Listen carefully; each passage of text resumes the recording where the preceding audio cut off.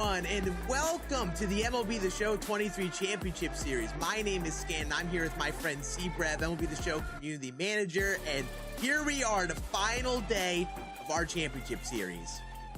It's been a long tournament. These players have been battling out, not only since Thursday, but in the qualifier weeks as well. And we're down to our final two, the two most impressive tournament performances so far, both Kreiner and Alex Kikill. Absolutely. Both of them have been absolute powerhouses, especially offensively. They've had to take down a lot of players who are incredible as well just to get to the final two. And as we get to these final two, you see they have both at least guaranteed themselves $10,000, which is a hefty sum of money, but everything is at stake for that $25,000 right here today. That's basically a $15,000 series between these two today, and it is going to be a battle. Like you said, a couple of offensive powerhouses. Both of them have looked unstoppable, especially on offense, and one of them is going to have to be stopped today, but it's going to be a good one. Absolutely. We kind of are talking about a battle of titans here. Two of the best players in terms of their overall performance in this tournament. But first, we got to talk about Alex Kikill, who has been absolutely on fire here in this tournament. We're going to talk about those two cards on the left side a lot here. Adley Rutschman, Jose Ramirez, huge MVPs. But to go back to Alex, he's just been an incredible hitter so far. Yeah, Adley and Jose Ramirez have been getting it done for everybody, but not only those two, but Alex has had some great strategy with his bench as well. We've seen Charlie Blackmon come off the bench and have huge home runs. But yeah, Adley and Jose have just put the team on their back as well. And Alex's first time making this deep of a tournament run, his first time in the finals, so looking to cement his legacy and be the champion this year. Absolutely, and that player choice is key. This is the lineup he brings to the table. You see he's running that durability captain that will end up getting pinch hit for very early on in this game with very likely Chuck Nasty. And this lineup has just been unreal for Alex. A lot of switch hitters in the middle of the order, and again, you talked about that bench. Keep an eye out on those righty bats like Jimmy Fox over at first base. He's been quick to pinch hit for them. Yeah, he's gone with a bit of a Bellinger and Fox platoon at first base sometimes. And he also has two righties that come in for Bellinger after that too. So just using his bench really well, maximizing that durability team. And every spot in that lineup is tough to pitch to. Absolutely. We look at one type of player and what got them here. We have another one to look at, of course. It is none other than Kreiner. Talk about a big opponent to go up against. The guy who's won it twice before, looking for number 3 here today. Two-time champion. He's won it in each of the last 2 years, and he has showed no signs of slowing down in this tournament so far. Yesterday, a clean 3-0 sweep of Fuentes in the semifinals, including that 4-inning mercy rule you saw in game number 1. It just looked like at no point he was going to be stopped at any point in the series so far. Absolutely, and Fuentes had played fantastic baseball just to get to that point, but Kreiner was just another notch better all over the baseball here at every stadium he played at. And now we have two great hitters going head-to-head, and you see the parallels in the lineup. Some similarities with guys like Jose Ramirez, Ellie De La Cruz, Mike Trout, but Marcus Semien make an appearance for Kreiner, and he's been a big part of that lineup for him. You really see the power of the durability team in this tournament, and you're right. Kreiner on the other side has Semien and Bellinger starting, who are both bench players for Alex Kikill. So a couple of lineup decisions there, and Kreiner also 3 righties, 1 lefty on the bench. Of course, rocking that Blackmon, just great with the pinch hitter quirk, and again, can't really pitch to anyone in this lineup successfully, and that's why they've been able to put up so many runs in this tournament. Absolutely, and both of these players have been great offensively. They are both great hitters, but I think as we lead into this series, the key is going to be to see who can get going first. Alex has done great running away with games with some early offense, and especially playing as great of a hitter as Kreiner. You can get that head start against him. That would be huge, and at least for me, I'm keeping an eye out on that heading into this series. Both of these players have only lost 1 game the entire tournament, and they're both coming from our upper bracket, so neither of them have lost a series the entire time. Whoever loses today will have lost a first series for the first time in the championship, which is kind of crazy to think about. Absolutely unreal. That's how well these players have played, and if you're looking at those lineups and looking to get your own upgrades in Diamond Dynasty, you have some opportunities to get your own cards for your team, like the great Race 98 program. You get Mark McGwire if you're looking for some big 99 overalls for that lineup. But also, we've talked about it throughout this tournament. Some of those relief pitcher options, like that Rob Nett, have been showing up here and there, and they can make an appearance on these really good teams too. Seems like every one of these programs has at least one reliever you can pick out of it and add to your bullpen, which is nice. But of course, the prize there, Mark McGwire, Sammy Sosa, that McGwire with max power both sides and almost max contact both sides. Just a great program to run through, get some free 99s. Yeah, and speaking of free 99s, you have your pennant chase program as well. 99 Raleigh Fingers will be seeing a good bit today out of those bullpens. Big relief pitcher option. And if there's still more that isn't even covered here, like our player tribute program that we saw just the other day, you'll see some big relief pitcher appearances from those guys like Adam Ottavino and Kenley Jansen. Tons of 99s in that pennant chase program that aren't shown as well. You mentioned Raleigh Fingers. And of course, the career tribute program came out yesterday. We saw a lot of Kenley Jansen, a lot of Adam Ottavino, and I know Alex Kikil has been taking notes on his opponents throughout this tournament. The one time Kreiner looked human yesterday was facing that new Adam Wainwright card. So I wonder if we'll see that as a move from Alex. Absolutely, and this is where things get interesting in a 5-game series where these players have been playing for a long time. This is where you see minute changes. Maybe you try a different player with new content drops and something to mix it up with your lineup. And as this series progresses, as we've seen in this bracket so far, there has just been a lot of changes and minute differences in these teams, and those are things that make the difference. Yeah, and no knock on Kreiner because he's just been running through everybody, but Alex has made great strategy decisions throughout this tournament as well. We mentioned his use of the bench to put himself in advantageous situations, but also yesterday in the semifinals, holding Al Leiter until the clinching game against pitching Rebel. Rebel's worst game in the top 8 was against Al Leiter, so Alex holding him until he was 1 win away from winning the series and was extremely effective with him. Absolutely, and we're about to witness some crazy baseball here, but before we get in, I want to remind you all, Twitch drops are on here, and these drops are special drops here today. You can get yourself guaranteed diamonds in these drops here today, so if you want to watch some great baseball, now you have another reason to for those incredible Twitch drops that you can get along the way. And right before we get into our series, we have to decide who the home team is. Both these players coming from the upper bracket, basically even heading into this final, so we have something fun to decide who is going to get that home field choice. And I've got a coin here, as you see. We're going to be doing a coin toss. Kreiner and Alex have decided heads and tails. Kreiner actually got the pick since he is a previous champion. And as you see on my coin, heads and tails. And Kreiner has picked heads. So we're going to flip this coin and see who gets that pick for home field advantage or whatever stadium they get. My coin fell to the floor. I'm going to keep it flat. I, of course, botched it. And as you see, tails. The lighting is not showing that well, but that is tails, meaning that Alex Kikil gets to choose home field advantage here heading into this series, and a big opportunity because we've talked about stadiums and the choices at play here. That home field advantage, especially with Kreiner choosing Ship It and Alex choosing Laughing Mountain, it's gonna be big for the stakes of this series.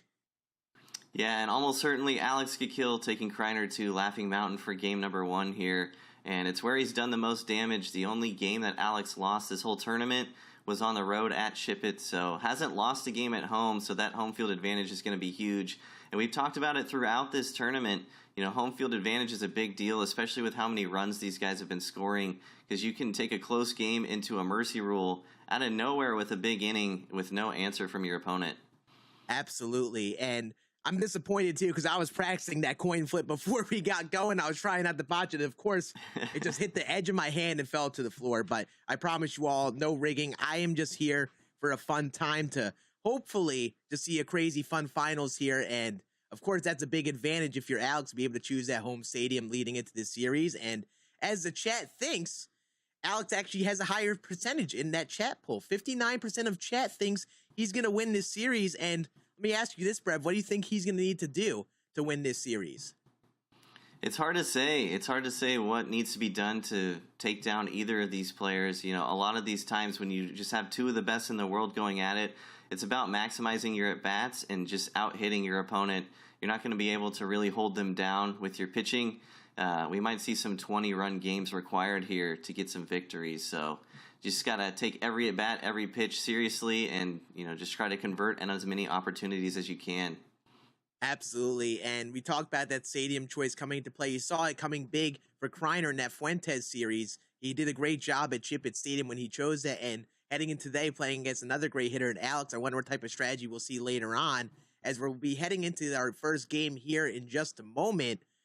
This is going to be interesting to see who gets the bats going, who's the most consistent over the series, and it's our first time seeing these two head-to-head in this bracket, meaning it's a completely different look for both of them. So they might have done their homework, saw how each other played, and already chose that pitching staff and lineup based on how the opponent played here. Yeah, neither of them are going to make any lineup adjustments for sure, especially with how well they've been hitting. But the pitching is going to be really interesting, especially since we've yet to see a Game 5 in these series. So if we do get to a Game 5 with the one starting pitcher rule, we're going to be looking at everyone's fifth starter, so maybe someone who hasn't seen a lot of action in this tournament so far. So looking forward to it, seeing how these guys pitch to each other when they both know they can go deep on any given pitch. Yeah, and some big things as well. Yesterday, we had our best-of-5 series, and none of those series went the full 5. The most we saw was a 4-game series, and we talked about those starting rotations. Once you start getting to that 3, 4, 5 spot in the rotation, you start having some question marks, and we saw some interesting strategy out of, I believe it was Alex versus Pitching Rebel, where he saved Al Leiter for game number 3 or 4 later on in that series, and Al Leiter was tough for Rebel to hit earlier on in the series, and he saved him for that middle part of the series just in case to try to maybe finish up the series. And these are decisions that you see who's going to be in which game and what pitcher is going to be used along the way. And it's clear that these players are pretty comfortable with the pitchers that they've been rocking with so far. But I don't imagine we'll see many stray away from Roy Halladay, Al Leiter, that stuff. But it'll be interesting to see which games they throw them in and how effective they are. Absolutely. You got some big names like that, Roy Halladay, Al Leiter, amongst others, and you're going to see a lot of sinker cutters here today. That's going to be a big theme here, and a reminder for anyone, this is going to be a best-of-5 series, and of course, you win 3 games, you win the whole thing, and both players have guaranteed themselves at least $10,000 with how they placed, and first place, of course, where everything's at stake here, going for $25,000. And they want that $25,000. Neither of them are wanting to walk away with just $10,000 when they're this close. And I'm just excited for the games to get going. This is going to be insane. Like we said, both players looked unstoppable throughout the entirety of this tournament so far. Absolutely. And we just got word, Alex did choose to start home here in our series, meaning we're going to very likely see Laughing Mountain be the stadium of choice here for game number 1. We'll see if he has any wild cards or any other choices at play, but that's going to be big to start the series, especially home field advantage and hopefully an opportunity to establish some sort of a lead against Kreiner. Alex has looked so good at home at Laughing Mountain. We could make a 3-minute montage on all the Charlie Blackmon home runs he's hit to right field at Laughing Mountain. So it's going to be a high-scoring game. Laughing Mountain, that huge outfield and the high elevation, lots of hits, lots of home runs, and also some minute swing timings can have you hitting the ball, 400 feet to center field, and it might stay in too. So the precision with the timing and the PCI is going to be really important as we get into this first game. And here we go. Laughing Mountain, like we guessed. Kreiner at the dish. And of course, Mike Trout leading us off against Al Leiter. And we see Al Leiter here game 1 rather than later on in the series. And I wonder if that was an adjustment from Alex, realizing he had such a great start from him against Pitching Rebel. Now you bring him out game 1. He's going to get that check swing call in a very quick strikeout to start off our game here. Al Leiter has been the most impressive starting pitcher for everyone in this tournament, and you're right. It's so important to come out and get a victory in game number 1 as Cody Bellinger's going to go dead center left on left. And what a catch! Wow. A jumping catch at the wall in center field. And right as you thought Kreiner was going to put up a great swing and get off to a good start, that gets caught at the wall. And we've talked about defense. Alex has made some crazy plays in the outfield. That up and in sinker gets crushed, though, by Ronald Acuna. That'll hit a gap, and that'll be a runner here on second here with 2 outs. And that's a big play, whether or not that means everything, whether it was a homer or not. it at least kept that runner off the bases, and that would have been 1-0 here for Kreiner, and Alex gets out of it with a scoreless first inning on a fly out to center field. Kreiner took some great swings in this inning, but that robbed home run really dictated it. And Kreiner coming out with a 0 in the top of the first. You know, Alex loves that start. And Cody Bellinger's been getting it done left on left all tournament, but just an amazing play to go up and grab that one. Absolutely. This is Laughing Mountain for you. A little deeper out there in center field. Kreiner just a hair behind on that down and in sinker, so he hits it to deep center field and gives Alex that opportunity to make that catch, and an opportunity for a scoreless inning. That is driven to deep right field by Mike Trout. And here we go. Alex starting off with a perfect, and he's very quickly ahead 1-0 here against Kreiner. What a turn of events in this early momentum. Kreiner so close to a home run to center field. Alex is not letting Kreiner rob that first one from Mike Trout. And now an early swing, a little dribbler through the infield, and this is how big innings start. Absolutely, and we're going to be keeping an eye out on our sinker cutter pitchers here today and how these players are sequencing with them. You got the righty sinker cutter thrower, Roy Halladay. He's got a little bit of a power cutter in comparison to Al Leiter. It's not going to hit with the same velocity, but you got that a little bit extra pump with that sinker as well. You see 96, and for these players who are dialed up for the velocity, it could be a little difficult being patient on those sinkers near the zone. And another swing through the right side of the infield, and you just feel a big inning coming here.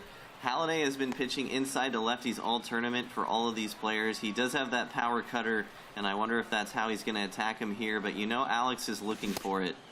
Absolutely, and a big part of this situation here is that pitcher confidence. Jump starting right away against a starting pitcher, hitting a home run already gives you an advantage in getting that confidence down and potentially more mistake pitches, and Alex is just putting the pressure on, putting good swings on the ball every single time, and now you're ahead 3-0 here. This is the name of the game for Alex. He has this great approach to the plate where one at bat he can just come up and be very patient at those pitches close to the zone, and then at the right part of the count just be aggressive. As that is going to be a 5-pitch walk, and here comes double X, and now I'm interested to see the pinch hit call. You've seen Alex come up with Cody Bellinger in this scenario, but in comes Jimmy Fox, a ground ball to first, a beautiful throw to second, and it's going to be a double play, and you see the decisions being made. He keeps in Jimmy Fox, rolls over, actually gets jammed on an inside sinker there, but a run does score, and he's ahead 2-0. So much going on there. He's been pinch hitting Bellinger for Fox a lot. That's a big spot early in the game with the bases loaded. Takes a really bad swing at it. Does get a run home, but the double play basically closes out the inning, and that's huge for Kreiner to get out of that one, only allowing 2.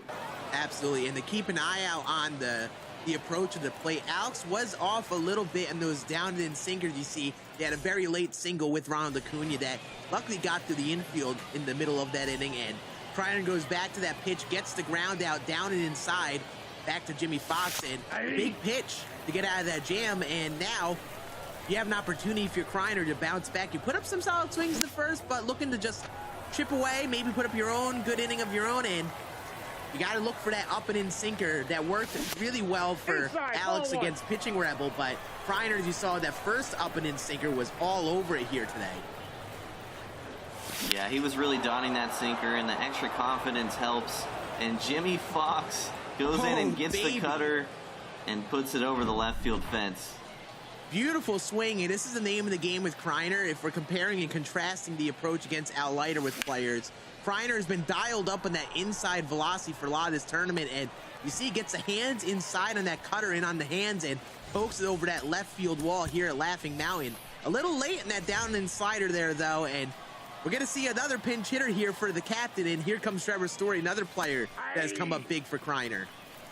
Trevor Story and Marcus Semien, a couple of players you wouldn't have thought of before this tournament that have just come up huge for Kreiner. We talk a lot about comfortability with players, and both of those players have had huge tournaments and working really well on this durability team. And there's a down in sinker. It is hit high, very high, and deep. Is it going to go? Just short of the wall, just a little bit underneath it. You see that PCI gets a little bit on that inner half of it. Must have read a slightly different pitch than what he got, and just a tad bit off in that PCI, and it's going to stay in the ballpark. Yeah, I wasn't sure if that one was going to leave with the elevation, but it's caught right at the wall, and a big out for Alex. Absolutely, and you're seeing, even though these players have put up good swings to start, as that's driven to center field, backdoor cutter catches a little bit of plate that, again, just a little off in that PCI. You're seeing both these players, who are definitely great hitters, just taking a second to find that element. They put up some solid swings, but there's a few of those swings they've also been a little bit off on. So as we head to the second, third inning, you got to keep an eye out on who warms up first and starts connecting with multiple swings first, because it just comes that quickly with these guys. It'll just be hit, hit, hit, and you got to keep an eye out on that here in the second. Ball. Legend really is a game of inches, and both of these guys haven't played since yesterday, so just trying to find it with their mechanics, but both of them are going up there looking to hit, taking a lot of swings early, and that's another good one from Alex. Beautiful swing with Mookie Betts, a sinker that catches the middle part of the plate, and he's been doing that with Mookie all series, just hitting with power to right field, and beautiful swing to just bounce back, get a run of your own here, and in comes Ellie De La Cruz, who is already a difficult out to get, all the way down in the 8th spot. Great adjustment from Alex, too. Kreiner relied on that sinker heavily to escape the jam in the first inning. Alex making the adjustment and connecting on that low and away sinker to stretch the lead to 2. And we talk about it being a game of inches. If he swings at the same time at a sinker that gets in that inner third of the plate, it's likely a later swing. But since it catches that plate, and honestly that away third of the plate, it's a perfect home run. And this is exactly with your Alex why getting ahead early is huge, because that confidence can allow for a little bit of variance in that rotation, but that backdoor cutter gets the perfect check swing to get in the strikeout, to get out of that at bat. That's a tough strike call. He's been getting good check swing calls all tournament, and you know he would have loved a leadoff walk there. But here's Charlie Blackmon, done a ton of damage throughout this tournament, coming in with that pinch hitter quirk, so he's getting a boost here too. Absolutely. As that is driven to deep left field, and Chuck Nasty doing Chuck Nasty things. Perfect again for Alex to make it 4-1 in his favor early on. And we talked about the small picks, the not as much, or the not as typically used 99s in comparison to others. Chuck Nasty's been that guy at the bottom of the order for Alex, and already coming up big. And there's that down in sinker, and a diving play at third by Jose Ramirez. Beautifully placed below the zone, but that was still crushed. And an auto dive from the computer there. Big break for Kreiner. That could have easily been a double. But Alex looking locked in this inning, and Charlie Blackmon has done so much damage in this tournament. He's done a great job sitting back on a couple pitches outside in this inning for perfect home runs. Absolutely. He's going to roll over that down and away sinker. Just misses it a little bit early on it. But before that swing, some great swings to all parts of the field there. 2 opposite field homers for Alex, and you see on that down and away sinker that was unfortunately right to third baseman. He's starting to get comfortable turning on those down and sinkers now, and even though you don't have that many pitches with Roy Halladay, you start to gotta keep an eye out on him, see how long you could really stretch him here, because Alex seems to be reading him real well here to start. And if you're Kreiner, you've taken some pretty good swings so far, just a little bit off on the timing or a little bit off on the PCI. And Simeon's had a huge tournament for you, so this is a good guy to have up at the plate to try to start a rally here in the third. And keeping an eye out on the pitch count for both these starters, and some of the games these players have played have driven that pitch count up, maybe started to take some pitches early on in the game, but both so far swinging pretty aggressively. Also could be attributed to the aggressive pitching. Both these players challenging each other with pitches right in the zone, trying to see who can out hit the other. You see a middle cut forcing that Kreiner probably wants back, now making it a 2-2 count. And it gets a check swing on an inside cutter. Beautiful sequence from Alex. A little late on an up four seam, comes back with an inside cutter and gets him to chase. That's what makes Al Leiter so tough, and why he's had so much success in this tournament. Especially on Legend, you have so much to protect against on the inside part of the plate. You have to factor in the cutter running in on your hands off the plate, but you also have to protect against the front door sinker that can come back and catch the corner. So a lot of minute decisions and a lot of timings and trying to figure out what pitch is coming into that inner third. And we've talked a good bit about this with Alex. The way he has pitched in these games has been very impressive against great hitters, and there's something different about it where he sequences really well. You see that at bat. He went 2 cutters in on the hands, right on the black. Kreiner took both of them, maybe thinking they were going to go in on the hands outside the zone. Gets ahead in the count because of that and takes that risk. Works out and then goes that cutter off the plate and gets in the chase. And this sequencing is so huge, trying to guess what your opponent is looking for every single pitch. And Alex has a pretty good read on that against most of these great players. He's very good at picking up quickly what you're going to swing at and what you're going to take specifically. And Kreiner didn't take that one.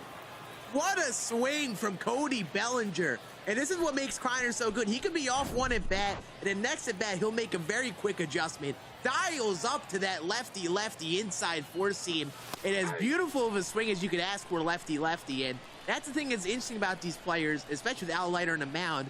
He almost feels tougher to hit righty-lefty in some of these at-bats. Lefty has been an advantage for some of these guys just to give them a different look and get a different mix of pitches, and Kreiner takes advantage of it. Nope, that's inside. That's why he's been so good in this tournament. He takes these righty-lefty matchups that are traditionally advantageous to the hitter and makes them difficult on the hitter because he can just do so much on the inner third. And that Cody Bellinger home run was insane. It's a good pitch with a four-seamer, and Kreiner did not miss it. That's ball four. And then another great at bat from Ronald Acuna, and that curveball you don't see really thrown too much by Al Leiter for these players. This is kind of there, but you see Alex trying to get a maybe eager swing here to try to get out of that at bat, but here we go. Next at bat, he just goes right back to the zone. Away cutter or four seam to start, and then back to the sinker again, and then another away sinker, and he just loves to pound the same part of the zone over and over and over again. This has been a good mix-up from Alex in this at-bat. It's a big at-bat because Kreiner can tie the game here. He's been pitching him inside all game so far. All four pitches outside. But a big key to sitting and why it's somewhat working for Kreiner here to at least as we're getting towards the heart of the order, you see there were 9 balls thrown, getting a lot of pitches, but that high and away sinker gets him to swing and miss, and Kreiner has his mic on, unfortunately, and he is he's frustrated at swing and miss. He really wanted that foul tip and just wasn't reading that away sinker there that at bat. Yeah, you gotta understand the frustration from Kreiner there. Would have been huge to tie up the game, but now he's on the mound and he's got to limit the damage a little bit. We've talked about in this tournament, chasing from behind as the away team has been incredibly difficult for everyone, and Kreiner in that spot right now. Absolutely, and you're getting towards the heart of the order, starting to get to that part of the order that does damage for Alex, and you're very quickly behind 3-0, and these tournaments are such a game of composure. You're playing such even players where a couple things maybe don't go the way you want to, and you start to get flustered. That could be the difference, get you to fall behind, and that's a good 3-1 pitch, that down in sinker, actually getting inside there. Alex grounding that out to short, but we talked about cards and players who come up big. Now you got nobody on here for Adley Rutschman. I tell you what, too, we mentioned the power cutter for Halladay, and that's the pitch these guys really like to go to. But Kreiner's had a lot of success on that sinker, especially right on right situations. Just really the one home run for Mookie Betts, and right on cue, Adley hitting a perfect on a sinker. And we'll see if Alex continues to make that adjustment and if Kreiner starts throwing a bit more cutters and splitters and four seams.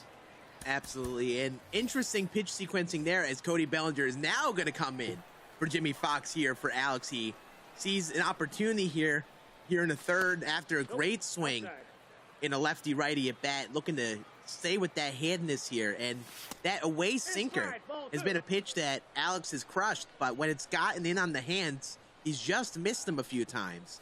And Kreiner again going to that away sinker. There's that inside sinker again, a hair late for Alex, and in general, he has to make that adjustment to get those hands in a little bit earlier in that sinker, and that's what's been working for Kreiner. But the second that pitch gets to that middle or away third, Alex has been all over it, especially to the opposite field. That sinker caught a lot of play, and Alex wishes he was just a little bit earlier. A diving play at first, and Kreiner's going to pick up a big 0 here to hold Alex down. But I like the pinch hit from Bellinger there. He missed a big opportunity with Fox in the first, and he knows it. So goes to the pinch hitter, gets another big opportunity, and just a little bit late. And you see that defense coming in big for Kreiner here in the first couple innings, and you see with that durability captain boost, you get a little bit of a defensive boost with that tier 3 boost. And Jimmy Fox, who is not ordinarily a great fielder, I believe gets up to 85 fielding or so with that captain boost on at first base. And you see making a difference there. And Jimmy Fox again leading off with a single down the line that Alex's third baseman doesn't make. You really do use the durability captain for mostly the contact boost, but you're right, the fielding boost is huge as well, and we've seen a couple auto dives from the computer to get a couple outs from Kreiner so far, so that boost definitely helping in that regard. But now you got a leadoff runner on, you got Ellie De La Cruz up, and with that captain boost gets max contact versus lefties, and now you're ahead 3-1 in the count, and that cutter is the pitch that for Alex he's just been going inside cutters, sometimes off the plate, sometimes in the zone, and Kreiner hasn't entirely adjusted to it, but as we get to middle innings and see more pitches, he might adjust, as that is a sinker, middle away, catches a good bit of the plate, and Ellie slaps it to left, and not only do you have runners on the corner, that tying runners on first now with 99 speed. Yeah, that's not where Alex wanted that pitch to go. He doesn't really want to walk him there, but that caught a little bit too much of a plate, and good adjustment by Kreiner. Making the last out of the inning, last inning on a sequence away, makes the adjustment to the sinker away, and now doing some damage. An away four-seam, and Trevor Story, especially with that great power versus lefties, just golfs it out to left center, 430 feet. And just like that, Kreiner bounces back and takes a 5-3 lead. There's just levels to their mechanics and their PCI placement. We've seen all tournament, you expect sinker cutter from Al Leiter, and so a lot of these pitchers have gone to, this is going to be a close play at second, by the way, a perfect throw gets him, didn't get him, but a lot of these pitchers have gone to the four seam as an attempt to like miss the PCI for their opponent, expecting sinker or cutter, and Kreiner now with 2 bombs, both on four seams. And we talk about a little bit of the adjustments here and the aggression at the plate right after home run. I know this is something you've said before. You don't like to always swing at that first pitch after home run because sometimes you're too aggressive. But Kreiner does it. It just pokes a double down the line and looking to add on to that 5-4 lead he has here at the top of the fourth. And it's a ridiculous swing on a backdoor cutter too. It was a really good pitch. So Kreiner looking like he's locking in a bit here. And yeah, Kreiner will swing first pitch no matter what the situation is because he can hit a home run whenever he takes a swing, really. And it's where we talk about the adjustments on the mound after reading your opponent at the plate. And Alex makes an adjustment, goes to the high and away sinker there, gets him a little bit early on it, and gets Kreiner to fly out to center field. And then now you got Kreiner focusing on those away sinkers, trying to find that timing on those right now. And Alex has been pitching outside a lot more with Leiter in this game so far. He was abusing pitching Rebel all game on the inside third, but respecting Kreiner's ability to turn on it, and that's why Leiter's so effective, though. The cutter running in off the plate gets a huge strikeout with a runner in scoring position. And then there's that away sinker, but to a lefty, high and deep to center field, and that one is not going to be close enough to the wall to catch. Cody Bellinger gets this one, and another home run for him to make it 7-4. And we talk about the adjustments there. Kreiner was a little bit early on those away sinkers earlier in the inning, but lefty here, he sits back beautifully to left center field and hits it out. He's just so good hitting left on left, and I don't understand it. And we've seen all tournament. Kreiner, once he gets one home run, they seem to come in bunches in a huge 5-run inning here in the fourth. That's the pitch that worked against Rebel, and Gakil gets out of the inning. Yeah, the big thing with Al Leiter and Gakil on the mound is establishing the cutters and sinkers inside to righties. And it's worked a bit. Kreiner's check swung a good bit outside the zone, and you see Mookie Betts. Mookie Betts thinks that's going to be misplayed in center field. Mookie Betts is running around the base paths, and what could have been, and honestly should have just been, a leadoff single is now turned into a leadoff triple, and just a little bit of a misplay from Kreiner, unsure of how to play that hop. And now it's a leadoff runner on third, and this is going to be hit deep to left center field, and this will be enough to get that runner home. And very quickly, Alex makes him pay and makes it 7-5. Just very unfortunate. You feel like if you're Kreiner, that's not a run you should have given up. It wasn't even really a misplay. He actually had the chance to dive at that, and in the process of backing off from the dive to try to get behind the ball, just didn't lock into the animation to pick the ball up. It rolls all the way to the wall, and it's a leadoff triple, and basically a free run for Alex there. Yeah, and that does happen when you see those fly balls, and sometimes you see that close catch indicator. You don't really know what to do. And Kreiner was actually trying to stay back and play it safe and play it on the hop as Charlie Blackmon slaps that into left field. It's going to be a 1-out single. Sometimes when you make those adjustments, it's tough to read how far or how high the ball is going to bounce and where you got to really line yourself up in. Tough read there, and it's a good job of Alex to just at least pay attention and get that runner over to third, and now he's looking to tie this game here with Mike Trout up. Huge game of adjustments here. Alex has struggled all game with the sinker inside, right on right, and Kreiner with 3 away pitches to start, but you got to imagine Alex is looking for that pitch. Hasn't done a lot of damage on it so far. And that's driven to right field. Does that have the launch angle to just float? It does not. Just a little bit underneath with Mike Trout. And a play in right field is made by Cody Bellinger, and now 2 outs in the inning, and again, Alex just a hair off on some of these swings, but as we get going into the middle innings of this game, and Ray Halladay gets up in that pitch count, I'm interested to see how he really finds it in the plate here. Third time this game, Alex has swung on a 3-0 pitch too, so you can see the aggression coming through, but that's what's got him here. Usually he connects on those, and here's another opportunity. Gotta imagine he's swinging. There's that away sinker right on the black, and Jose Ramirez has just robbed the hit from Jose Ramirez for Kreiner. Looking unbelievable over there at third. A swing that just somehow just finds the glove on the auto dive. And we talk about the defense on both sides. Alex has made a bunch of great plays in the field so far in this tournament, from robbing that home run to start. We saw a misplay in defense. Well, not really a misplay, just a unfortunate circumstance with Mike Trout in center field there, and then it bounces back quickly for another diving play for Kreiner, and that's not something you really see too much. You don't really think defense is going to be a factor in these games, and what we're looking at right now, the defense is already helping out or hurting both sides here. Yeah, Kreiner gets a little bit of justice for how that inning started, but it's also his 3rd out he's generated this game defensively with an auto dive from the computer, so man, that up and in sinker is so tough.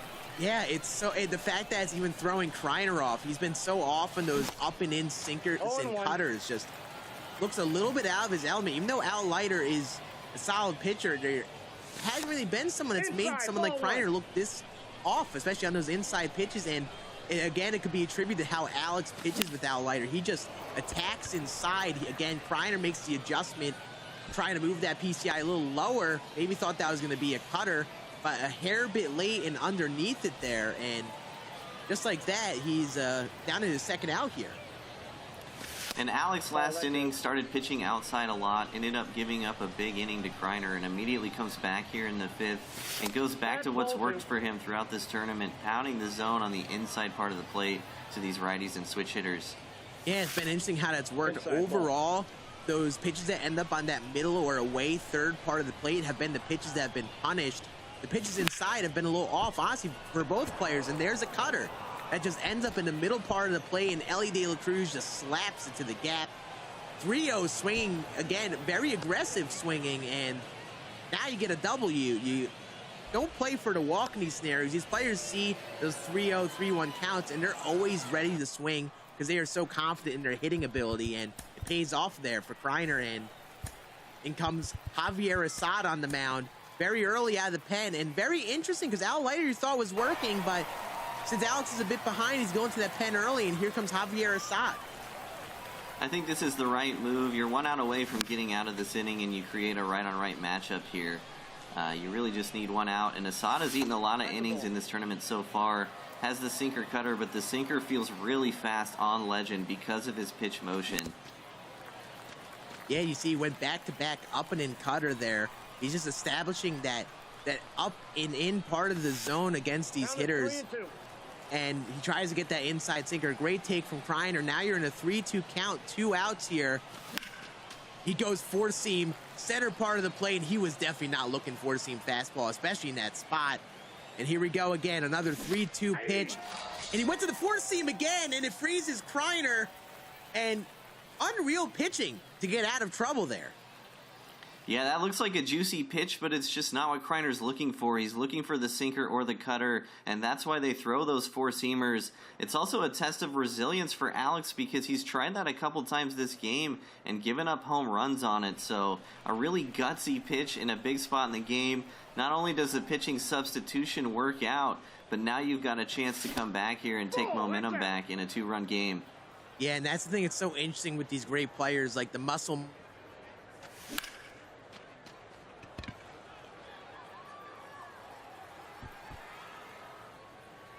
That one's hit to right field to Bellinger. He's a little bit under the cutter. Pretty good swing, a little bit underneath it. Adley Rutschman's going to step up here. And Alex really needs to put up some runs here in the fifth. Down 2, still the home team.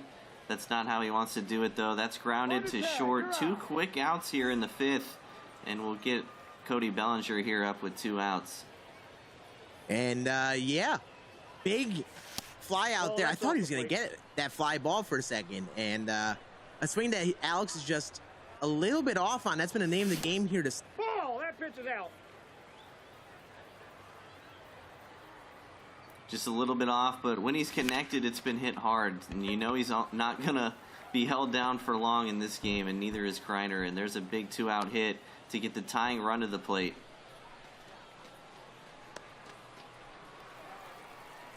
Corey Seager's going to do it too. We've talked about the pinch hits for Alex so far. These pinch hits with Bellinger and Fox, you know, it creates a situation where you get back-to-back lefties in this lineup.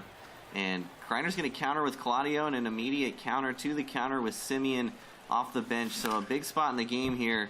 And Semien to left center is going to get it run down.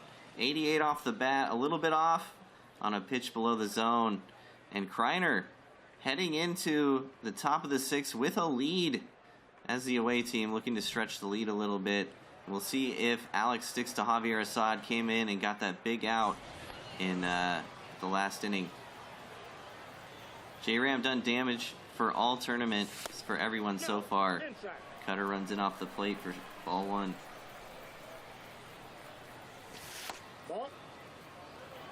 Good patience here from Kreiner. Couple of pitches really close to the strike zone that he takes. Wasn't really what he's looking for. Saw that juicy circle change and missed. And it's a weak ground ball for out number 1. Semien's 0 for 2 so far this game. Been a big factor for Kreiner throughout this tournament, but has not been able to get it done yet so far in this one. And that is so tough. Again, Alex working the inside part of the plate in this right-on-right situation. He's working that front door cutter because Kreiner's worried about the sinker in on the hands, and it's worked beautifully so far. Also an advantage of pitching inside here with the shift on. You don't want to throw too many pitches outside and have them hit it the other way. Big 2-2 count here for Semien. You know Kreiner would like to get some insurance in this inning and stretch the lead a bit.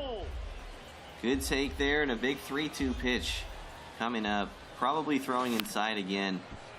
Goes slider low and away, and Kreiner just misses it. A couple of hittable pitches so far this inning that Kreiner has missed with his PCI. And it hangs up long enough for the right fielder to run under it despite the shift. And now Trout 0 for 3 stepping in.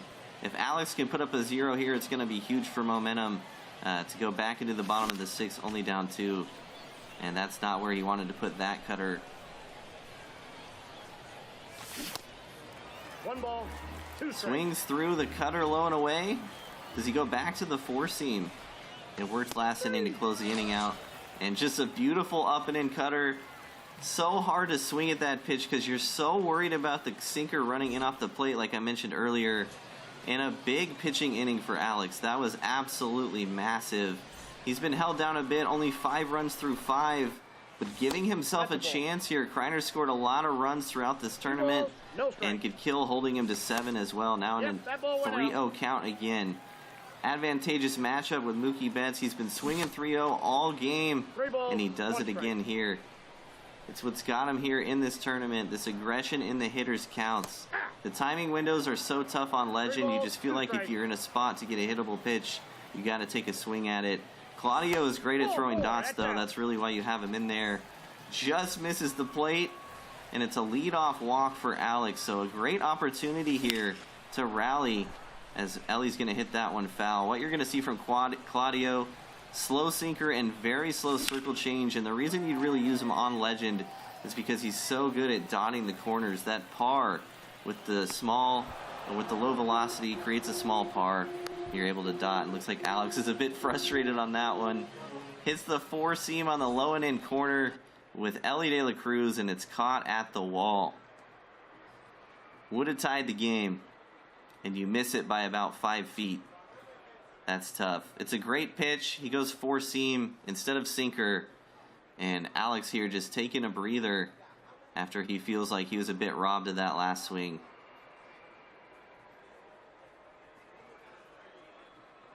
Also, Charlie Blackmon up here now. He's 2 for 2, but it's going to be a left-on-left situation. Have to imagine Blackman's been staying in with the tournament he's had so far, but a bit of a chance for Kreiner to potentially get a double play here, and you can just see the control of Alex Claudio just dotting those lower corners and staying away from him in this at-bat so far. Nope, that's a ball. Goes to the slider there, a pitch you don't see often from Claudio, and misses the corner.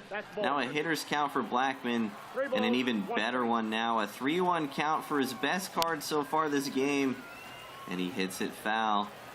3-2 count here, 87 speed at first with the slow thrower. Might see the runner on the move. He does not send him, and it's hit up the middle.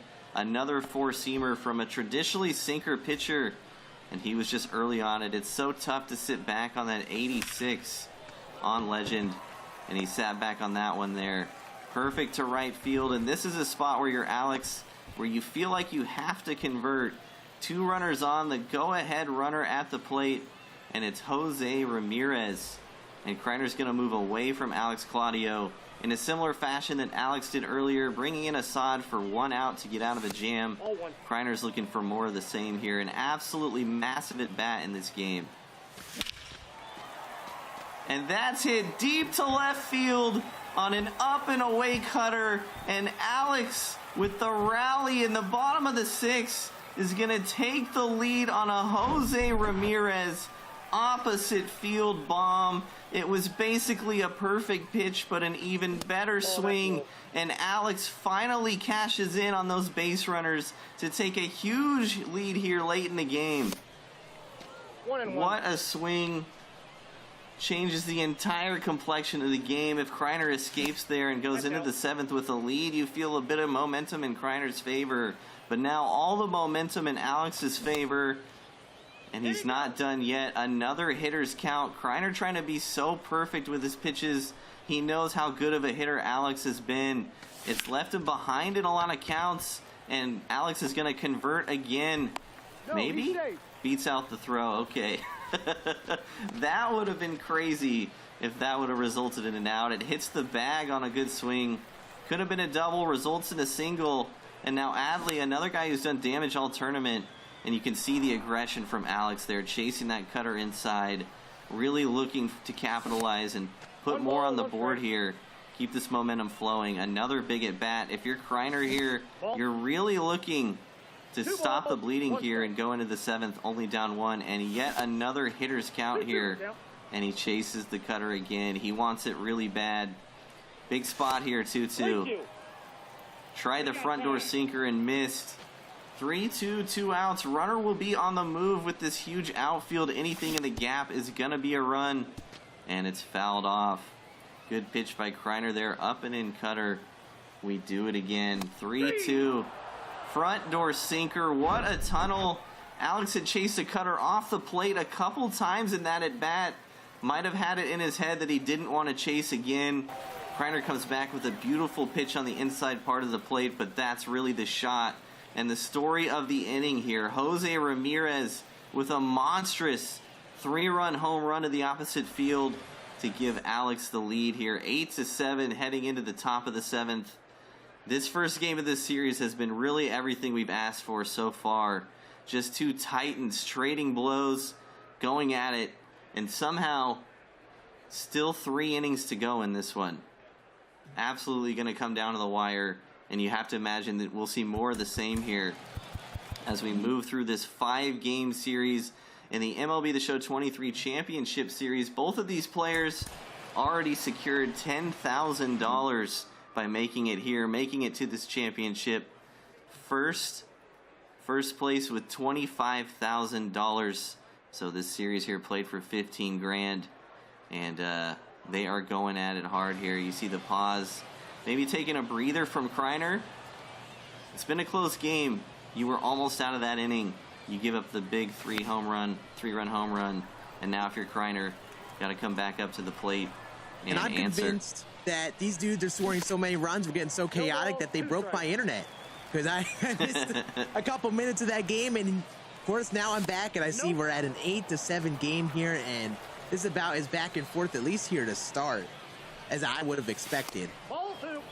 You did miss a big inning. Alex with a big 3-run bomb with 2 outs has taken the lead. And now Kreiner looking to answer. Bellinger 2 home runs already. It's been his best card in this one. Absolutely. Cody Bellinger already coming up big, and we've seen him a bit for both these teams previously, as here you go, a replay what we saw before. Jose Ramirez doing Jose Ramirez stings, smacking the ball to left field, and a beautiful swing to sit back on that and drive that down the line, follow the ball where it got thrown, and a big home run to take the lead for Alex. As that's driven to deep right field by Cody Bellinger. Look at the launch angle on that ball. It's just flying. As now we are tied right back up, and of course Cody Bellinger doing it for Kreiner. A 3-2 count and a sinker that catches way too much of the plate, and that is the 3rd home run of the game for Cody Bellinger. We talk about these personnel decisions. Alex with Bellinger on the bench comes in as a pinch hitter, but Kreiner starting him on his side, and 3 home runs has been a huge factor. Every swing with Bellinger has been unreal for him. Even though he had that robbed hit against in the start, he's been seeing the ball so well with him at the plate, and that's why you hit someone like him in the 2 spot. You get him at bat a good amount, and as you see, he's coming up in big moments time and time again. But a beautiful 4-seam right on the black to freeze Kreiner. And talk about the sequencing from Alex. Sometimes he just has that perfect pitch sequence right when he needs it. Yeah, that's a dot on the lower end corner, and Kreiner takes that pitch because he doesn't want to chase the sinker that's running below the zone. Just great pitch selection and executed it well. And that's funny that you mentioned that, Scan. I forgot all about the robbed home run. Cody Bellinger is one good play from Alex away from having a 4 home run game, so really coming up big here. As that's driven, and he was looking, especially for a middle cut sinker there. He gets a 4-seam, as you see the PCI, a little bit to the bottom left. But it's that 4-seam making the difference there. Get him underneath it, and now Adley Rutschman is down to a 2-2 count. And the pitch from Kenley, there's that up and in sinker, almost hits the spot. This is it, though. Now you're in a full count, and that's a risk for that up and in sinker. You could freeze them, but it's tough to really hit that spot perfectly. And now you got a 3-2 pitch. What do you throw? He goes back inside sinker. He is ready for it. It just misses. It just pulls it foul with Adley, and we're at a 3-2 pitch yet again. Just feels like a huge spot in the game. Kreiner has come out and scored 1 to answer, but you know he's looking for more, especially with Alex with a chance to answer in the bottom of the inning. As that's going to be hit down the line and fought off again. You see Kreiner now just early on those cutters inside. Now behind, trying to adjust that swing time and sit back more, but hasn't found it. Alex is doing a good job of, despite him being all over that pitch, throwing that inside cutter again and testing him. And Kreiner's just trying to find that timing. He hasn't. Now another 3-2 pitch as that's driven high and deep to right field. But Kreiner got the timing on that cutter, not the PCI though. And a big out in Adley Rutschman. He fights in those at-bats and stays alive with a big contact and vision. And you work a great at-bat just to fly out in the end. It was a great at-bat, but it was even better pitching. About 4 or 5 pitches with a full count and didn't miss his spot one time. And there's a down and away sinker right on the corner, and a great swing, but just right to the second baseman. Only so much you could do with that pitch, and we remain here tied as we head to the bottom of the 7th, and an opportunity to bounce right back if you're Alex. And a frustrating last out of the inning for Kreiner, and you've got to bounce back on the mound here and hold Alex down. I feel like at this point, Kreiner's just wishing everybody in his lineup was just a Cody Bellinger card. Just 9 of them. And there's Cody Bellinger hitting one high and deep to right field. A little bit early on it. Right at the track. Just misses it. And you saw earlier in the game, Alex doing a great job of sitting back in those away sinkers, hitting it to the opposite field, but he kind of yanks that to right field this time around. And difference from that being a potential hit and fly out to the warning track. It's so hard to sit back on those pitches away on Legend, and Alex has missed some, but he's connected on the biggest one so far, that cutter away to Jose Ramirez. So it's a game of inches, especially on Legend with the timing, and Kreiner finding some success on the outer part of the plate here to start the 7th inning.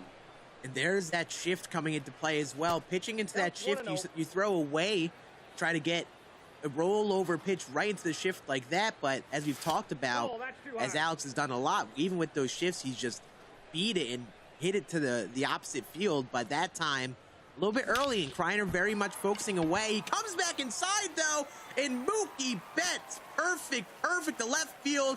How far did that ball go? 470 feet. And he's taking a lead here in the bottom of the 7th again with emphasis. Another multi-home run game, this time on Alex's side. Mookie had a huge one on a sinker that went the opposite field earlier in the game. Pulls that one a mile, and it looks like it's going to be a line out here. This is just a back and forth for the ages so far. Absolutely, and even when they're getting out, they're great swings. You see another down-the-way fastball. Not a perfect like we saw to end last half inning, but a great swing just right to the right fielder. And when you swing at pitches like that, there's only so much you could do, but they're still all over them. And it just shows how well they are reading these pitches at the plate. And I think the difference in this game as we get later here is who can just put up that crooked number, who can put up that big inning. Big 0-2 count here, and yeah, both players have played extremely well. Both players going toe-to-toe. You see Alex trying that up and in sinker again. Kreiner looked to be buckled again, but misses his spot.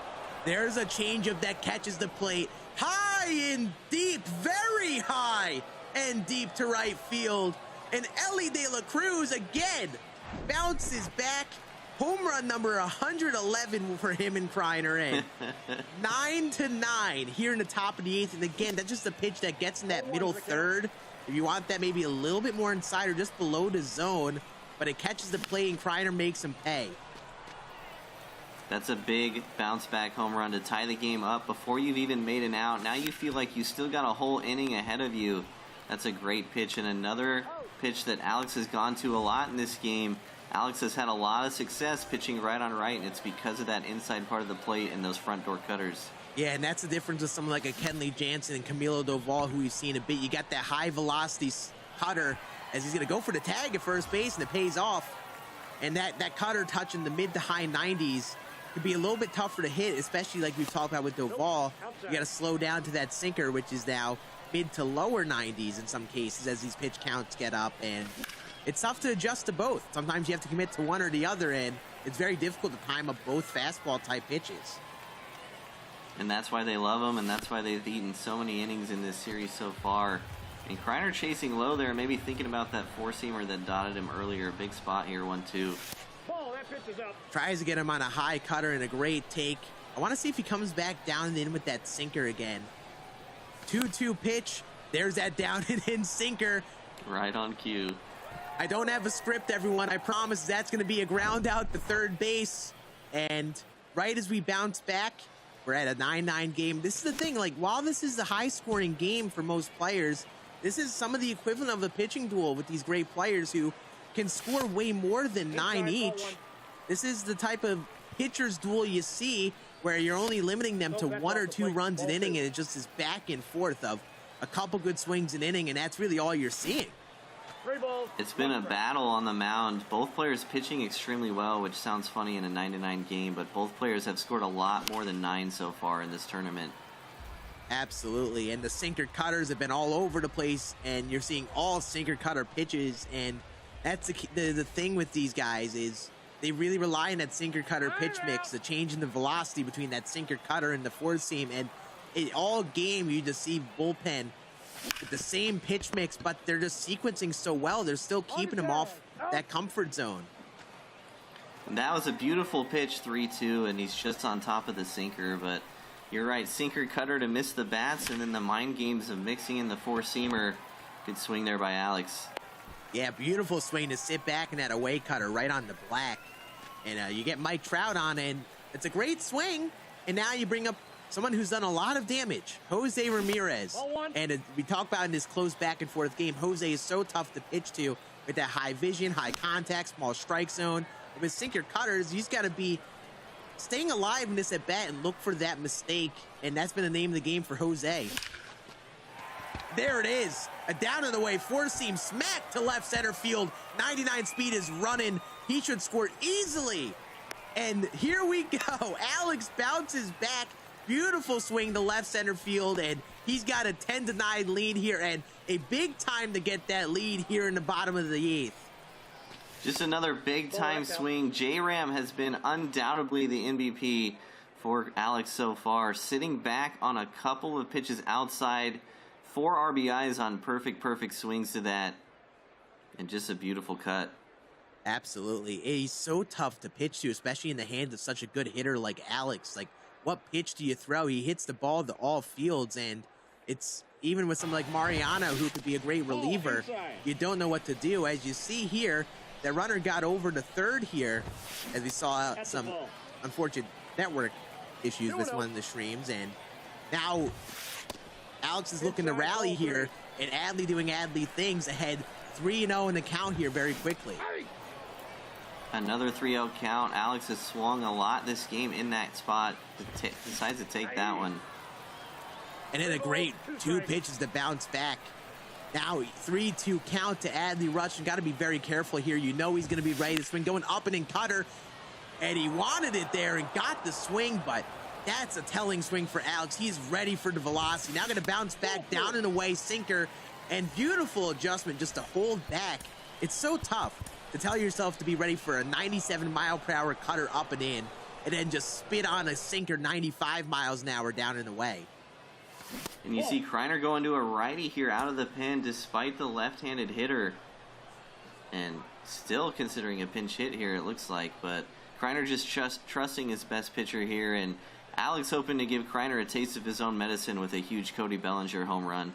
And this is the play for Alex. He's been going to that bench often. He's gone to it often already. And you see Austin Riley, the last bench spot here. So no change will be made. And big implication this at bat. Cody Bellinger, who's done a lot of damage this game, with an opportunity to try to break this open to give some more of a comfortable lead for Alex. And you just want to work a good at bat here.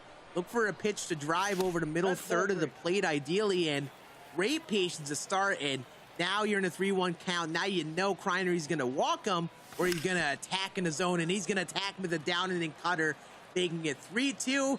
That runner on first should be running here with 2 outs. And here we go. He's not even going to send him, just so he could read that pitch well. And a walk, and here comes Marcus Semien. Yeah, you don't have to throw a ball there in a 2-strike count, or in a 3-2 count. And not sending the runner, maybe worried about sending the runner from third too, just didn't even want to mess with it.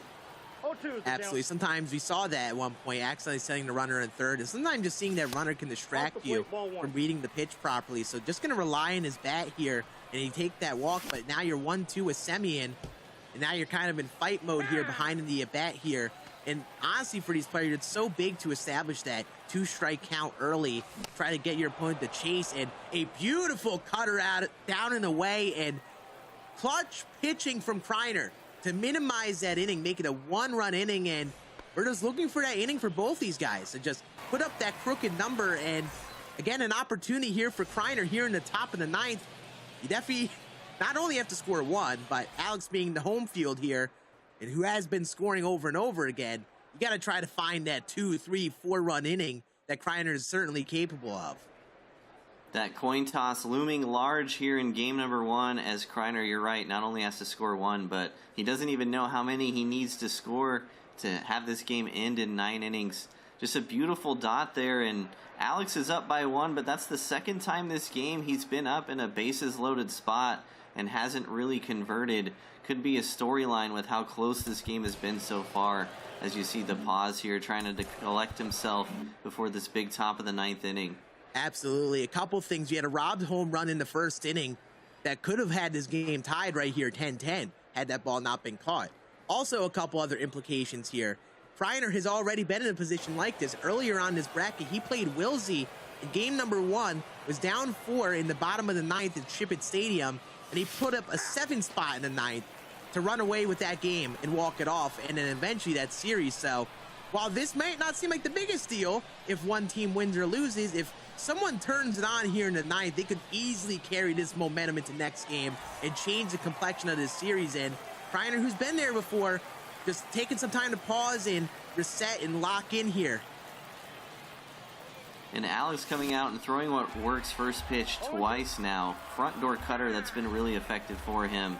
And he did take Kinley out. Kinley's pitch count was getting up, but he goes to Rivera for a similar pitch mix. So seems like he feels comfortable with what he's got on the mound. Yeah, and watch out for that shift. He's got the shift on here, that right side, a big opening, and if he goes down and away, interesting to see if Kreiner can sit back and poke that through the right side. But Alex already starting pitching inside, trying to maybe guess that he's going to go away here. But 1-2 count. He's going back inside with a sinker. A great take on it below the zone. Now evening the count 2-2. And Alex is taking his time on the mound, looking for that right pitch. He goes back to that down and in sinker. Trout fights it off 2-2 again. Big, because he was early. He was dialed up. That's a one that's lucky that he honestly could have swung and missed that. And again, talk about lucky outcomes. A four seam that catches that down and in part of the plate. And again, a perfect location to get Kreiner a little bit off. That's going to be a huge first out. But here comes Cody Bellinger, Kreiner's MVP of this game with 3 homers. Ozzy could have had 4 with the robbed one in the first. And you got to be very careful here if you're Alex on the mound. Yeah, if you want someone up to tie the game, this has been it for Kreiner. And Alex taking his time now between pitches, just making sure he's got the right pick for the pitch selection and the right location and trying to execute. And that's honestly big for the rhythm, too. When you talk about in real baseball, the pitcher establishes the rhythm. And with how quick these pitchers pitch in these games, sometimes it makes a hitter more comfortable. That's driven to the right field. And Cody Bellinger has his 4th home run of the game. And he has tied it up for Kreiner yet again. I don't know what Cody Bellinger ate this morning. That was very close to his 5th home run of the game. Not only that, but it's a sinker down and away, and the swing timing was very early. Somehow pulls it and keeps it fair and hits it out to tie the game. That is just insane. And it's a game of inches, too, because that's a pitch that gets that outer third of the plate, but you get that very early timing with that pitch on the black. He rolls that over all day, but you see just kind of crept towards the middle of the plate, and you see that PCI. He got that right side of that PCI with it, too, and he was able to pull that to right field with power, and that's Cody Bellinger with that high contact, pretty good vision, and again, Laughing Mountain being a factor in the stadium choice. Is that driven to left center field by Acuna, and we're gonna have a play, and Mike Trout dives, but it's fielded on the hop. Acuna's here at second. He auto threw the first base, and now you've got that runner on second here, and Kreiner doing Kreiner things. Another away pitch. He's just getting the barrel of the bat in front of the plate, and again, a minute pitch location. It caught the plate a little bit. He got the barrel of it to hit the gap. He was about 1 inch from catching that on the fly, and that would have been insane. Also, he's about 1 inch from diving and missing it and giving up a triple or potentially inside the Parker there. So really went for it with the dive. Unlucky not to catch it, but lucky to still trap it. And now Kreiner threatening again. And that's the thing that's crazy about this game. It's a game of inches, not only in the field of that catch, but at the plate. These pitches just catching the plate a little bit, allowing these high contact players to catch the barrel of the bat and smack it, whether it's to the corner with Cody Bellinger, to the gap of Acuna. And now we're in a 2-2 count for someone who's also done a lot of damage in this tournament, Adley Rutschman.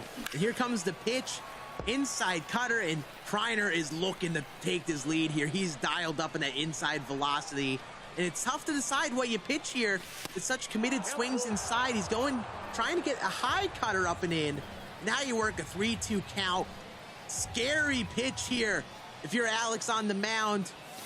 Here we go, inside cutter again, and he gets the swing and miss. Beautiful pitching, and we've talked about it with Alex. He will just keep attacking inside, and the right pitch at the right time there, and in comes Chuck Nasty, and potentially a pitching change here with the lefty coming up. How about this pinch hit? Charlie Blackmon has carried Alex Kikill throughout this tournament. He's already had a big home run in this game, and now Kreiner trying to use his own Charlie Blackmon. That was a massive pitch in a 3-2 count. Ran the cutter just off the plate in a perfect spot. And a couple pitches before that had him buckled again on that up and in sinker, but he's missed the spot with it a couple times. And we might need to track that as another opportunity for something like that to happen here with the right on left matchup if he sticks with Mo. It's like he's going to Pomeranz. Yeah, and you'll probably see a pinch hitter here. I could at least see Kreiner. Actually, no, he's going to keep it in. Lefty-lefty, like you were talking about.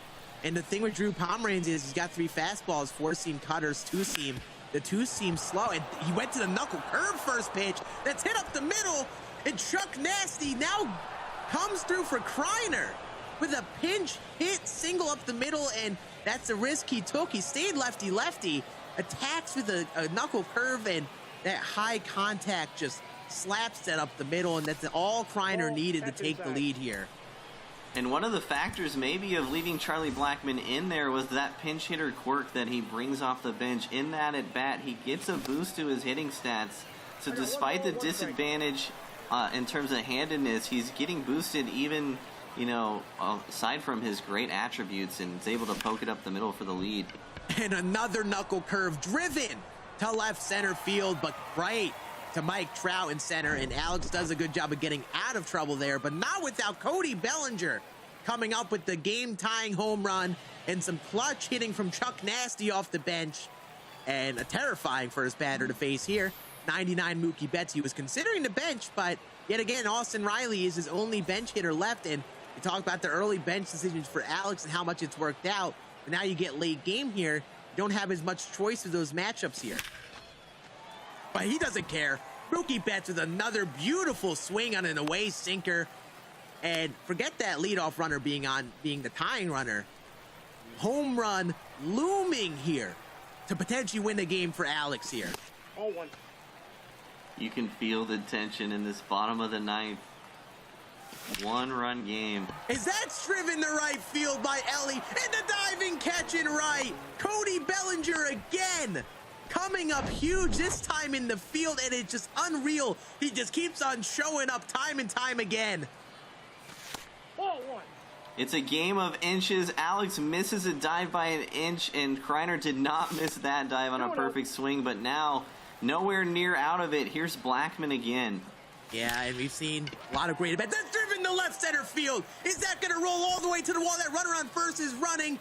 Big play by Trout to cut it off, though, and that 87 speed will not score. Tying runner on third. Chuck Nasty, the winning run on second, and you're going to put the 4 fingers up to Mike Trout, get the bat out of his hands, and bring the double play in order. But, of course, who else but Jose Ramirez, who has had 2 big moments this game for Alex to fight back, up with an opportunity, not just to tie, but to win here in game number 1, and here comes Camilo Doval with that outlier cutter. He's looking for a double play here, and Doval's got that outlier cutter, but also the pretty slow sinker in comparison. But this is everything we could have asked for. 1 out in the ninth, bases loaded. Alex has missed on 2 bases loaded opportunities so far in this game. He's going to get a third one here. And big things to keep an eye out on as we're looking at the pause menu here. Look at the defensive shifting. Look at where the fielders are at on your left side. Jose Ramirez right next to third with that runner on third now. And Ellie kind of shading towards second base. That could be big because Alex has had some great swings that have not been able to get past Jose Ramirez and also Ellie De La Cruz, who's automatic at shortstop.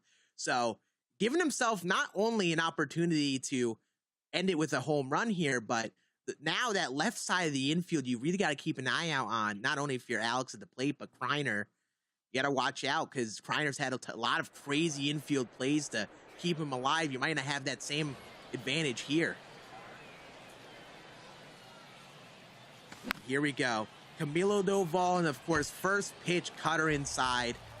A hair bit late, and this is why you bring in a new pitcher. Make Alex adjust. Give him a different look. No, he goes that cutter again in a beautiful take. Evening at 1-1 here. Ball in. If you're Alex, you cannot swing over the top and early on a sinker outside. That's the one pitch, the one swing you cannot take here. Absolutely. All cutters inside here. He goes sinker over to plate. He rolls it over to second place. The throw to second. The throw back to first. And a big double play from Kreiner, and he gets the win to finish it. Literally, that sinker that he rolls over to second base, and he turns it. Absolutely unreal finish there. That finish was insane. That wasn't even a good pitch, really. It's a sinker pretty much right down the middle. and he's just a pixel on top of it. And now we got to check in on the mentals, I think, for Alex, because he rallied hard in that 9th inning, and basically all 3 of the outs that he made were on pretty good swings. Kreiner coming up with a huge dive, too. Give him credit. And who else but Bellinger in right field making the play. What an insane first game, and we still have up to 4 of them to come. This is insane. Absolutely unreal. You look back at that game, and it was just a constant game of inches. Starting off in our first inning here, Cody Bellinger destroys a ball and gets robbed. And you felt like Kreiner was a little bit off to a slow start offensively, and Alex had that opportunity to break it open, try to run away, and right as he tried to do that, Kreiner bounces back with his own. And with how good these 2 players are and how even this matchup is, it could literally be a difference of 1 or 2 swings. But we also have to talk about how this goes for both sides. Obviously, context matters. Both teams had some hard hit outs here in this game, some interesting circumstances that led them to this point. And as you see at the finish there, the difference was just a couple minute outcomes here in that 9th inning. That was as close of a game as you really can play, and we weren't really expecting anything else from both of these guys. They both looked unstoppable all tournament. But Kreiner on the road here stealing game number 1. You talk about breaking people all the time in tennis. It's kind of the same here. Kreiner's going to be able to go home here with a series lead, take Alex to ship it. And if you're Alex, man, 3 chances in that game to come up big with bases loaded, and he did not convert on any of them. Absolutely, and it's so huge to bounce back this next game. We talked about it in previous series where you have a little bit of frustration or an opportunity to win, and you just missed that opportunity. And that difference of that game was that down-and-away sinker. You talked about it. He focused so hard inside with that cutter, you absolutely didn't want to roll it over, and he did. That was a pitch that was very hittable, but since he saw so much of that cutter, he was a little early, rolls it over, and that pitch is the difference of that game. And if you're looking to make a difference on your team in Diamond Dynasty and you're looking for content to get, beautiful plug by the way, you could go for your Diamond Duos. This Diamond Duo, of course, had Luis Gonzalez, but we, of course, have the current Diamond Duos with that Mark Pryor and Harmon Killebrew cards. If you're looking for some addition, I know that Harmon Killebrew card fits this 90, that durability captain.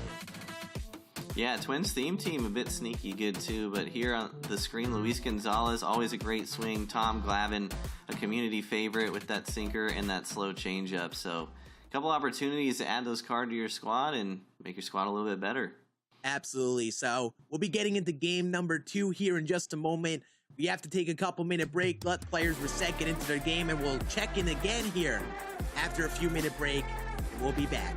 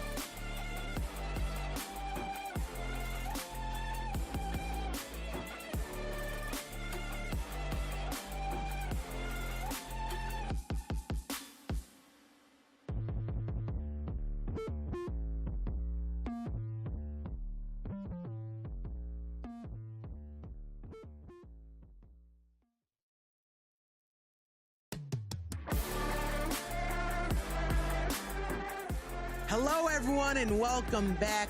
My name is Scan. I'm here with my friend C-Brev, and holy, that was a crazy game number 1 in our grand finals of this championship series. Everything we could have asked for. A one-run game in the grand finals comes down to the last swing, and Kreiner comes out on top, and now Kreiner going to be the home team here in game number 2, bringing Alex to Ship It Stadium most likely. Absolutely, and an 11-10 game that was a difference in just a couple of swings, and as big of a game 1 win that was for Kreiner, is almost just as big for Alex this next game to try to reestablish that offense and go back to his normal self that we saw in these other series and just maintain composure and keep putting up good swing after good swing like we know he's capable of, because just like that, if you don't find it in game 2, you're going to need to reverse sweep this whole thing to win it all. And Alex honestly played a really good game. He played as good a game as Kreiner did. Just a couple of small outcomes changed that bigger outcome of that one.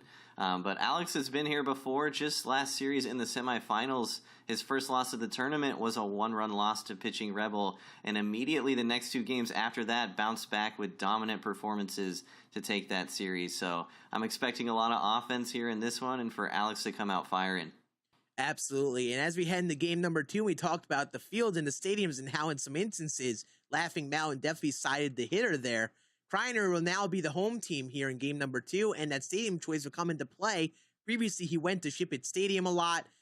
Sometimes you see some changes in that, and here we are, back at Ship It Stadium, and we're already seeing some home screen navigation from Alex, and this is where we talk about that composure. Got to find it after even there, a swing that he just missed to start off the game, and there another swing that he misses in on the hands, and as you see going back to that home screen, and at least from the commentator perspective, it feels like he could be a little bit off after the outcome. You have to find a way to reset here early on and recenter, because you know you're capable of competing with him. You did just there in game 1. Ball in. It's pretty obvious he's frustrated, right? He's showing it a lot, and we talked about it yesterday. Players are different. Sometimes the frustration fuels you. Sometimes the frustration makes you play worse. And that second at bat of the game, just a swing he hasn't taken a lot so far in this tournament. He's late on the inside cutter and pops it out for an easy out number 2, but works a walk here with 2 outs and an opportunity to rally a bit here in the top of the first.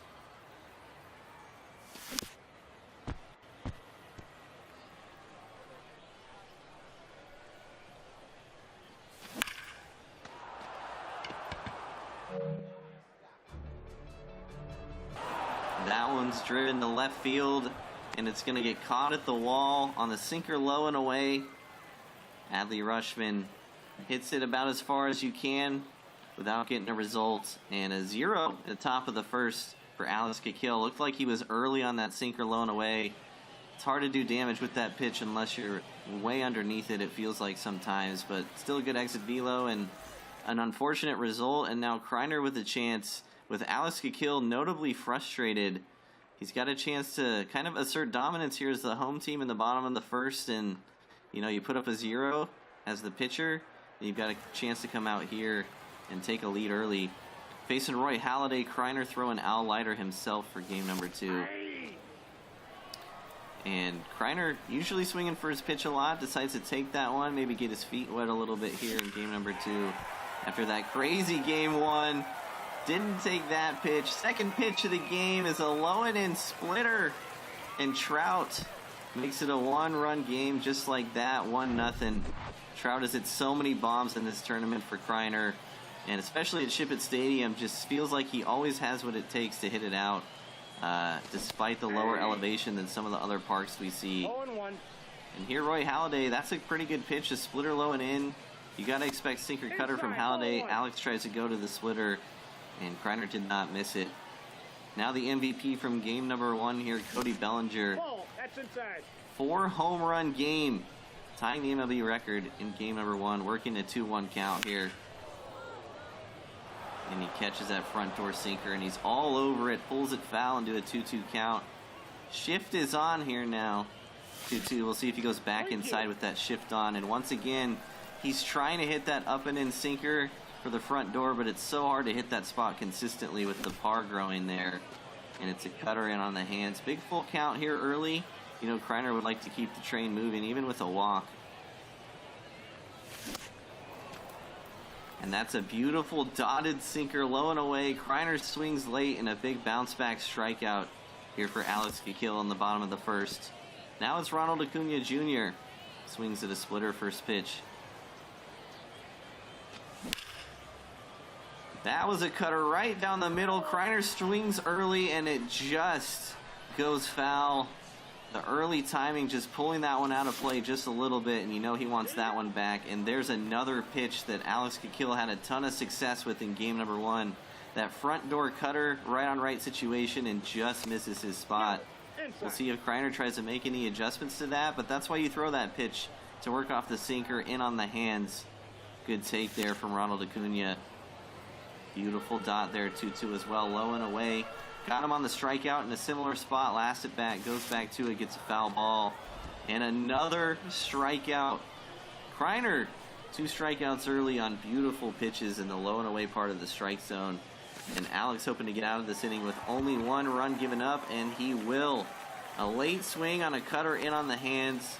So just the Mike Trout home run in the bottom of the first. And Alex Kikiel with another chance to hit. He took some good swings in the first. He took some good swings in the 9th of last game. And with how visibly frustrated he is right now, I think he just needs to see one go over the fence and get a little bit of confidence. Al Leiter has been the best pitcher in the tournament for everyone so far, though it's going to be a tough task. Absolutely. He has been that guy on the mound, and 1-1. the thing is, when you're battling frustration, especially at a stadium here like Shipper, you definitely have to be careful. This is that type of stadium that you'll get some good swings to that left center field gap, right center field gap that you may have just missed that, you know, you might have swung at in a frustrating fashion. So you got to really recenter and look for the right pitches to swing at here if you're Alex. And a good start, 3-1 count, grounder up the middle, and that just might be the confidence type hit he needs. You get a runner on here leading off here, and now you're getting towards that lower part of the order. Now they're going to have to come up big here, and here comes Corey Seager. Looks like we might have a pinch hit here. He's going to consider it, but no, he's going to say lefty-lefty. He's done a lot of damage in this tournament with Corey Seager, so I feel like this is a comfort pick. Sticking with the left-on-left matchup, and we talked about it in Game 1 too with Al Leiter. Sometimes it feels harder to hit him with a righty, so you know Alex would love to get one of these base runners home, as he's had so many of them over the course of the series so far. Yeah, and the name of the game with these players is, you know, the home run ball and the extra base hits can come around, but when you get those little singles, it's about capitalizing in. Now you got nobody out, now a 3-2 count, and your guy Mookie Betts, who's been on fire here on deck. Got to be careful. Look for the right pitch. That's a beautiful swing on a down and away sinker, and that's laced to left center field. And you get runners on the corners here for a guy who had a monumental game number 1, Mookie Betts, who is also great for his lefties. That's a fantastic swing to sit back on that sinker away, and it's a good pitch from Kreiner, trying to throw a similar pitch that got him out of Game 1. Alex was all over it, you're right. Mookie with 2 home runs in Game 1. Already a massive spot here in Game 2. Absolutely, and you got to be careful on those inside cutters and sinkers. You got to make sure you don't jam yourself, hit a weak little grounder to the infield. That is going to be a check swing that doesn't go his way. A pitch too close to the plate, and that is the 2-2 count. And again, got to take a second to pause, find your composure here, because it's not what you want to see. Good adjustment to take that sinker, and now you've got a 3-2 pitch, and just make sure you're comfortable, locked in here. And here it comes. 3-2 from Al Leiter, inside cutter. He's going to fight it off in on the hands, and we're back to a 3-2 count again. Here we go. Inside sinker, he just misses the spot.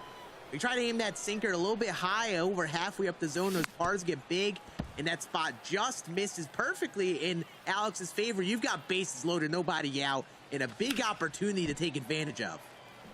And here's the storyline again. Alex with 3 opportunities in Game 1 with the bases loaded, did not convert. Another bases loaded opportunity here early. Yeah, and big things in terms of the adjustments, that's going to be a slider that he check swings at. And it's almost like when if you're Kreiner here, you know he's got to be a little flustered. He's battling it here at least. And he's throwing a lot of pitches outside his zone. If you're Alex, it's tough to lay off a slider like that when you're expecting a cutter. And you got to just reduce those check swings and really work those counts. And those are the bats that have worked best for him. Working those counts, getting the full count, and especially if you're not reading out lighter well, get that pitch count up. And that's driven to deep right field by Austin Riley. It's off the top of the wall. That runner on first was running. That's going to clear the bases. A 3-run double for Austin Riley, and that pitch down and away, I think, has been the key for Alex here. Those sinkers moving away from the righties, he sat back on beautifully. The hit to the opposite part of the field, and that is another one driven to deep right field in the same spot. That one's gonna go over the wall though. 5-1, and Alex has got my voice cracking right now. That's how big of a momentum shift that is. Talk about getting the monkey off your back. Not only did he get the bases loaded, he got all the runners home and jumping out with a big 5-run inning here in the second. Absolutely. And again, we talk about these rallies kind of being hit after hit after hit. That's what that was there. Once it starts to click, you just read those pitches well. You're automatic with that timing, and you saw back-to-back great swings on away sinkers that just catch the zone. And that's honestly been the pitch that Alex has been all over the most of his tournament. He's done the most damage, I think, against those pitches. And you normally want to pitch these great hitters away and challenge them to slow down, but Alex has scored a big chunk of his runs by just sitting back and hitting the ball to the opposite field. And a great display of mental fortitude there after the strikeout he didn't want with Ellie De La Cruz, to be able to sit back and take that low and away cutter the other way on a perfect swing. It's exactly the type of swing that he needed to take to get out of his head a little bit, and now he's got a 4-run lead. Yeah, and I was about to say, it's a big inning just for the sake of confidence. You were struggling to put up those big innings in that later part of the game, last game, and to start here. And then you bounce back, you put up some great swings there, and it's got to boost your confidence a bit. You know you can compete with Kreiner. You know you can hit just as well as him. You had missed the mark a little bit, and right as he got that confidence, he has another hard hit grounder right to a fielder. Again, a swing that he just misses right to the second baseman, and you see that little bit of home button press there. And that's kind of how a lot of these players have been venting their frustrations, taking a second, hitting that home button, just like stepping out of the world of the game here to just maybe breathe or just acknowledge what just happened. And you got to at least get that out, but not let it affect your gameplay. That last home button press almost felt like a relief, right? He was on top of the ball. It wasn't really a good swing, so I didn't get a lot of frustration vibes from that one. It's just like, all right, inning's over now. Time to go pitch. Absolutely valid. Could definitely be the case as well. It's tough to read the emotions as that's driven to deep right field by Ellie De La Cruz. And that's going a long way. And Kreiner has done such great work here at Ship It with hitting those home runs to straightaway left, straightaway right, pulling the ball and sitting back on the ball to the opposite field real well. And if you're going to score a lot of runs here, Ship It, it's what you got to do. Alex did a great job that last inning, hitting the ball to that right center field gap, but it's a little deeper out there, so it's tough to be as consistent with the results and home runs out there. And Kreiner doing what he keeps doing best, just pulling the ball down the line. And at Ship It in left center field specifically, it's really hard to get the ball out without just huge exit velocity. So Kreiner's ability to pull it, both lefties and righties, has been huge. And Kreiner's sticking with his approach that he's done all tournament here. Trevor Story off the bench, and Alex got a lot of outs, had a lot of success pitching right on right.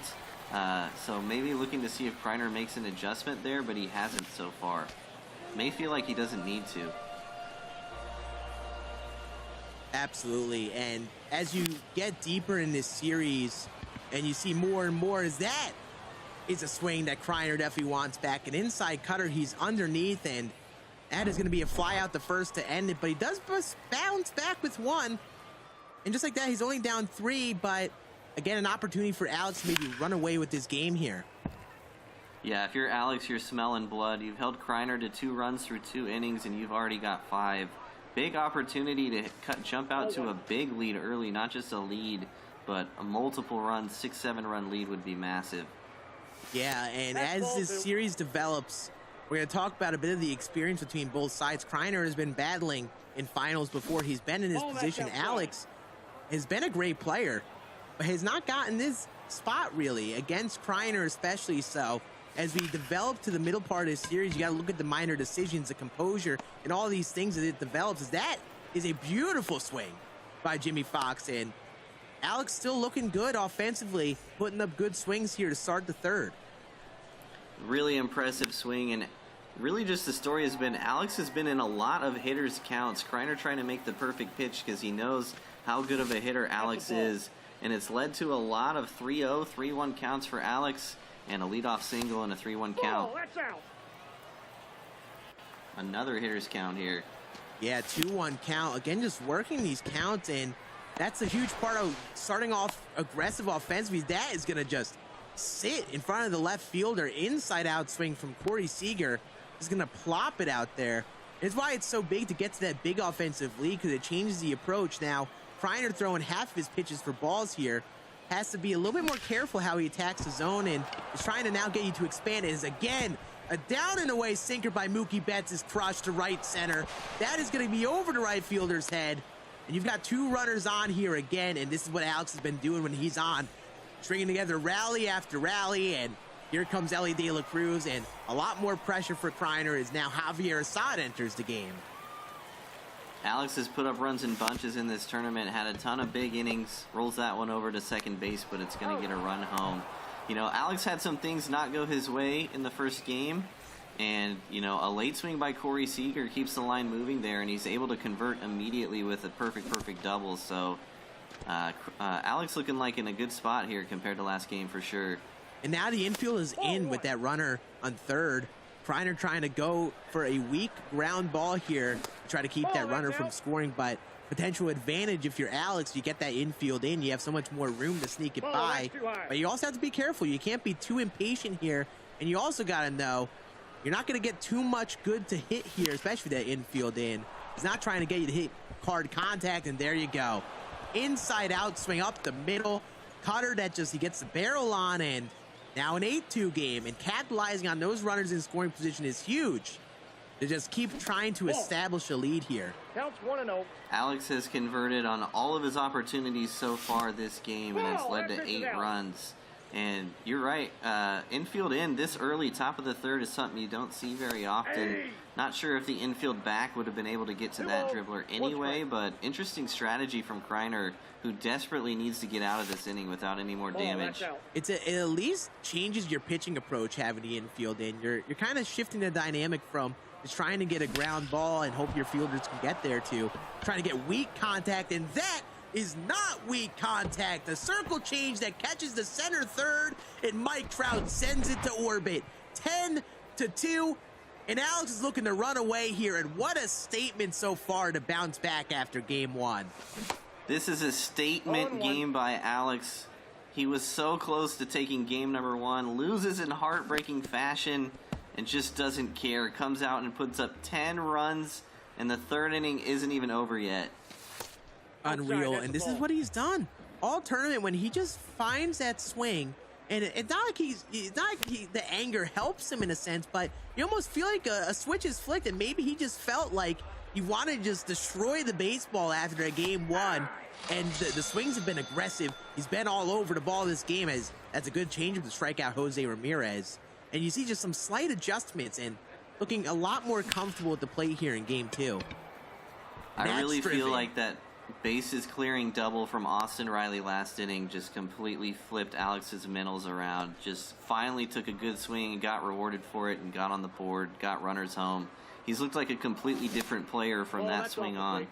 Yeah, and I think the name of the game has been the low and in sinkers on the righties and the cutters. He's gotten those pitches to hit both games, but this game he's elevating them over the infield. He's getting the hands inside on him a little bit more, while the start the last game, he's a little bit behind, and that got him a little bit off to a slower start offensively. Last game, he's starting to look great with those swings and that approach at the plate. He has been all over pitches in each part of the zone.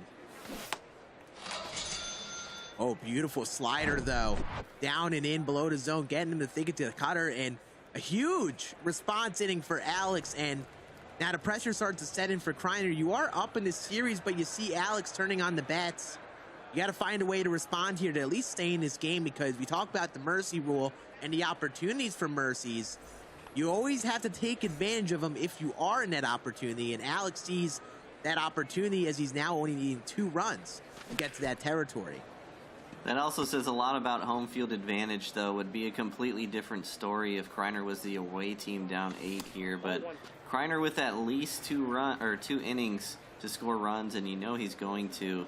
He's been down big before. I would expect him to bounce back huge here. 2 strikes.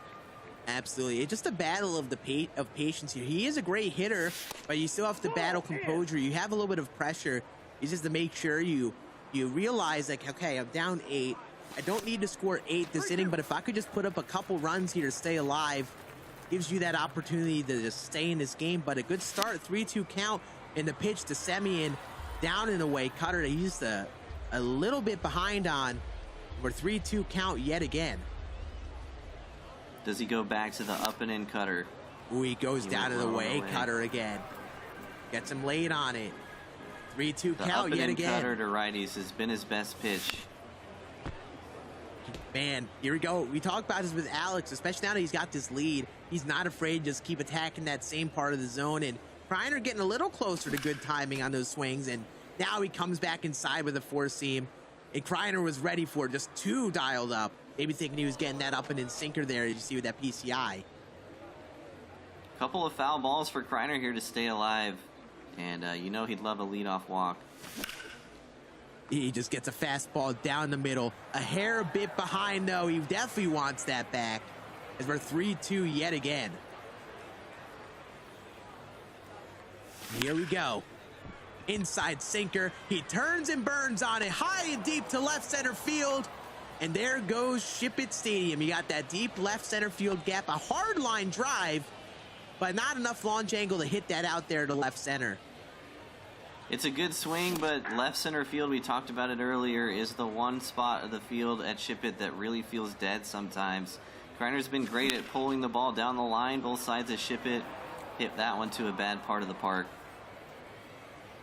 But now behind 0-2 after a hard hit out. And here we go. Mike Trout up, and there's that away Cutter. He's just going to keep on throwing it from the looks of it here. Interesting approach to go away so much, too, with the shift on. Ooh, tries to go front door Cutter there. Good take, though. Still a 1-2 count here to Mike Trout. High 4-seam that misses its spot. And again, Kreiner just working this at bat, getting that pitch count up. Goes front door Cutter again.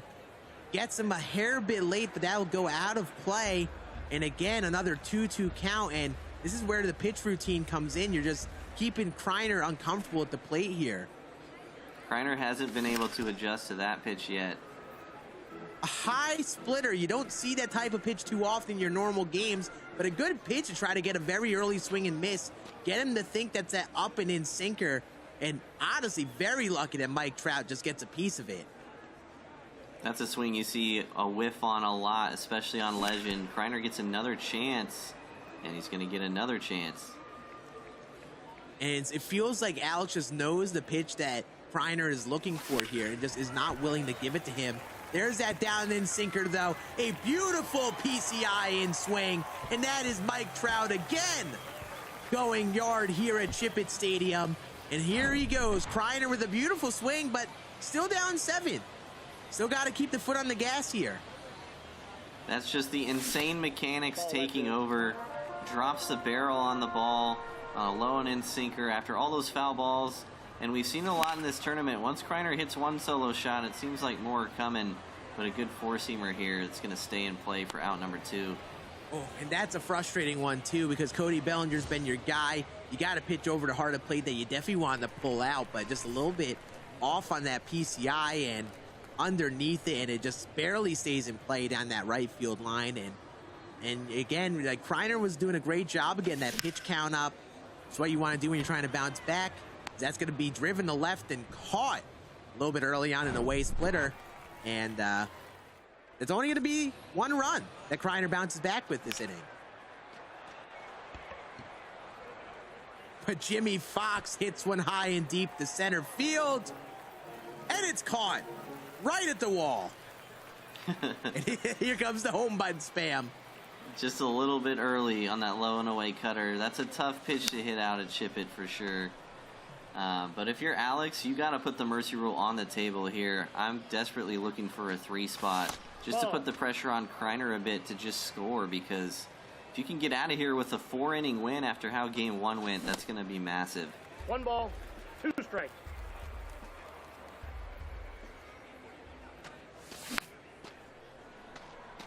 Good fight from Corey Seager on that down and in circle change. A little bit behind, trying to sit back on it. That's a ball. And then a great take on a down and in cutter. I tell you what, Alex does not look fooled by anything Assad is throwing right now. Now a full count. Here we go. Javier Assad looking to put away Alex. Ball 4. And misses the cutter.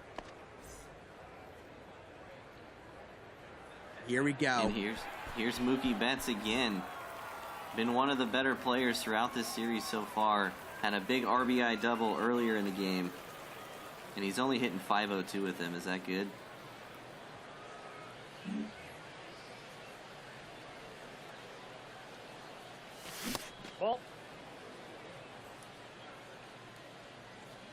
Ball 1 here to Mookie. Low and in sinker, looking for the double play. And again, Kreiner falling behind in the count. Alex getting himself into a hitter's count. Unfortunately, though, cutter low and away, rolls it over. And that's a big double play for Kreiner. Now with a chance to bounce back here in the bottom of the 4th. And Alex puts up a 0 there in the top of the 4th. Kreiner, though, you're still down by 7. You haven't hit Halladay all that well. Just a couple of good swings on solo shots. And really it's time to figure it out, because Alex is looking like he's going to score a ton in this game. And he's put up a great pitching performance with Halladay as well, as that one's pulled foul. With Adley Rutschman, who's been quiet a bit in this series, a bit of a deviation from the greater tournament as a whole. But another card that can do damage at any given point. And he's a little bit late on that one, and underneath it, that's going to hang up for the right fielder for out number 1. It's a good pitch, and Kreiner, he hit that pitch out with Ellie De La Cruz early in the game, but also a couple times he's been underneath it and just missed it. So Alex going back to the well there, works out, and Jimmy's going to foul off pitch number 1. Reminder that Twitch drops are active, and the drop pack is a guaranteed diamond. Is Jimmy Fox. Hard to pitch that card away. Cutter up and away. He's right underneath it with perfect timing, and that's going to leave a lot. Jimmy Fox with a solo shot. Kreiner scoring at least 1 in 4 straight innings. Cuts the lead to 10-4. 0-1. What a big swing there. Jimmy Fox has been pretty quiet for Kreiner as well. And that's a big bounce back pitch for Alex, who's finding a lot of success now with those cutters in on the hands to Kreiner's lefties and switch hitters. 2 outs now here in the 4th. And a foul ball. Trying to sit back on that sinker, go against the shift, but it was well placed and hard to time up. 0-2 is the count. Doesn't get the check there, 0-2. Kreiner having a tough time hitting those inside pitches in right-on-right situations as well. 1-2 count here to Story, who has not done a lot of damage so far in this series. Oof, that one hurts the hands. 4-seam in on the hand just inside, and as Kreiner puts up another beautiful swing with Jimmy Fox there, that inning ends and he's still down 6. This is why it's so huge, especially as the away team, to just run the scoreboard, because you're just keeping that constant pressure for Kreiner here to try to put up his own big inning. Yeah, it would be a lot different story if Kreiner was the away team here and Alex could just score 4 and end the game right away, but he's going to score at least 1 here with Ellie. What a swing. Beautiful swing to get the hands in on that cutter, hit it over that right field wall. We talk about that with Shippy here. It's so big to hit it to straightaway right, straightaway left, and he absolutely gets those hands inside there. Now you got Austin Riley, who has done damage here in the 9 spot against Mariano Rivera. And just, again, just early in this at-bat, already ahead 2-0. As that smacked just a little rollover on that slider, and Big first out as you get to the top of the order, and here comes Mike Trout, but now with nobody on. And if you're Alex, you've clearly been the better player here in game number 2, and you're just hoping to stretch that lead up to 10 and just maybe steal one quickly. 11-4 game. You think you have a safe lead in normal circumstances with a 7-run lead, but not in these tournaments and not with the way Kreiner's been playing.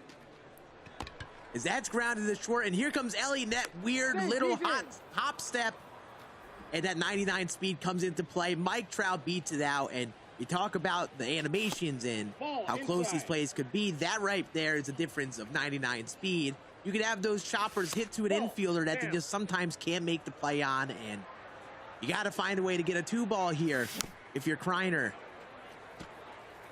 The 2-ball has been the name of the game of him so far in this series, and another hitter's count for Alex.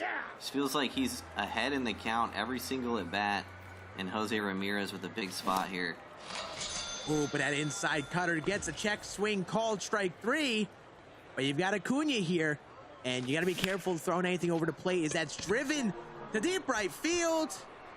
But just a little bit off in that swing. Honestly, a very good PCI and solid timing, which is not the output he may have wanted. But again, you still got a good lead here, and you're still putting that pressure on Kreiner after scoring another. That was a really good swing, just a bit unlucky with the launch angle and the exit velocity, but still put up one, answered Kreiner's one. And so far, Kreiner only 4 runs through 4 innings so far. Hasn't hit Halladay particularly well, really just doing all the damage on solo shots.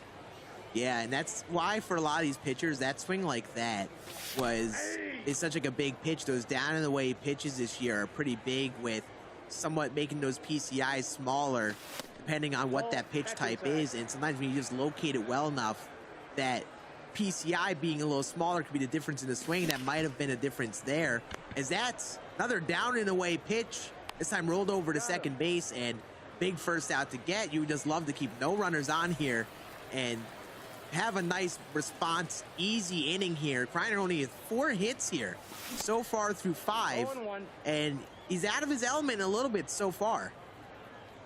Hasn't looked all too great against Halladay, and he's going to roll that one over into the shift. Great play. You only get that animation if you press the dive input, so good play by Alex there, and he is pitching extremely well in this one.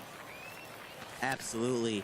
And he's just reading the approach of Kreiner well. He went to the away splitter there and got that early rollover swing. And when you're playing good hitters, that's a lot of the name of the game, is mixing up inside to get them paying attention to the high velocity, and then go to the slower stuff away, try to get them on their front foot and roll it over, because you don't really pitch out of the zone to get swings and misses. And again, a little bit off his timing late on the front door cutter here, and Kreiner hasn't found that timing. He's put up 1 run in each of the 4 innings before this point, but just hasn't found that big inning where he's been able to connect on hit after hit, and that's been a difference of this game. Alex has put up some rallies, put up multiple runners, and capitalized, while Kreiner's just relying on some solo homers to really get him back into this. Alex has played such an impressive game here in game number 2 after dropping the first one. Not only a couple of big 5-run innings and a huge bounce-back swing in the second inning to kind of get the monkey off his back, but he's pitching extremely well. And he's found a bit of holes in Kreiner's game. You know, the up-and-in cutter in a right-on-right situation. He's tried the up-and-in sinker in right-on-left situations. That's worked a couple times too. So look for that as we move throughout the rest of this series if Kreiner can make the adjustment. And a big thing here we talked about earlier with that mercy rule coming into play, and a lot of these great players, while there is a 7-run lead and Kreiner hasn't found it, again, when you have that opportunity to try to mercy, you almost really want to take advantage of it. It's sometimes easier said than done, but with how good of players these players are, they just need that big inning to get right back into this game. And you've managed to slow down Kreiner. You had that scoreless inning here. So now if you could put up 3 or maybe 4 runs to just try to put yourself in that comfortable mercy territory here, if you're Alex, that would be huge. But that's also for Kreiner, knowing those stakes, why Mariano Rivera is here in the 6th. And Rivera coming up towards 30 pitches too, so may not be able to keep riding with him for long.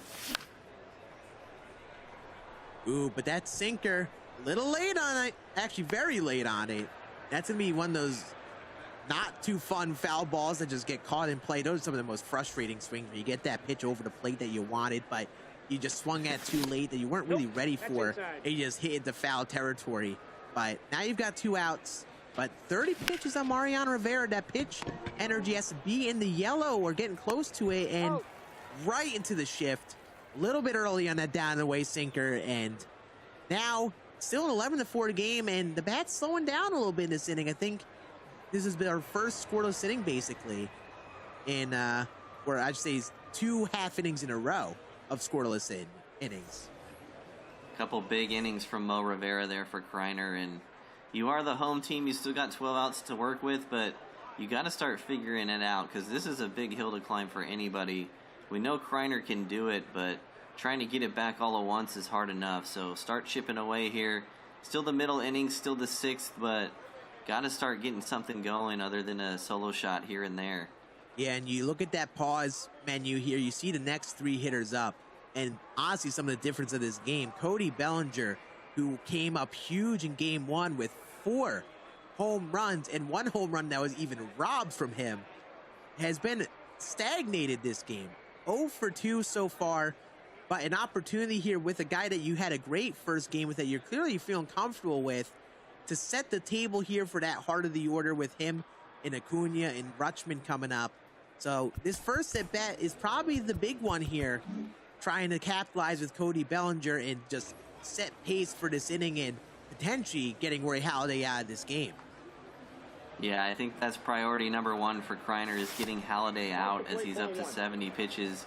It may only take a couple of extra base hits, but so far it's felt like Kreiner hasn't had any momentum because he's only scored, on 4 separate solo shots spaced out throughout 4 different innings. So he needs a big rally to try to start getting some momentum and start mounting this comeback. And man, that cutter 4-seam sequence just been getting him with those opposite-handed hitters. It's so tough. He went back sinker, though. Kreiner was ready for it, and a diving play before the wall by Mike Trout to keep that from being an extra base hit and potentially even a triple with 89 speed. And Alex has done that a bit here so far. Diving plays on those rollers and coming up big to just keep that extra base away from the hitter. And now the double play is in order after a good swing. You still never know what happens here. And that double play is in order if Kreiner isn't careful. It's really an amazing play. You don't often think about diving after the ball's already landed, but he's able to cut it off and keep the double play in play here. Good adjustment by Kreiner on that swing, too, finally turning on one of those up and in sinkers. Now he's got to face the other pitch that he's been struggling with here is the right-on-right cutter up and in. It's already been thrown once in this at-bat. 2-2 the count.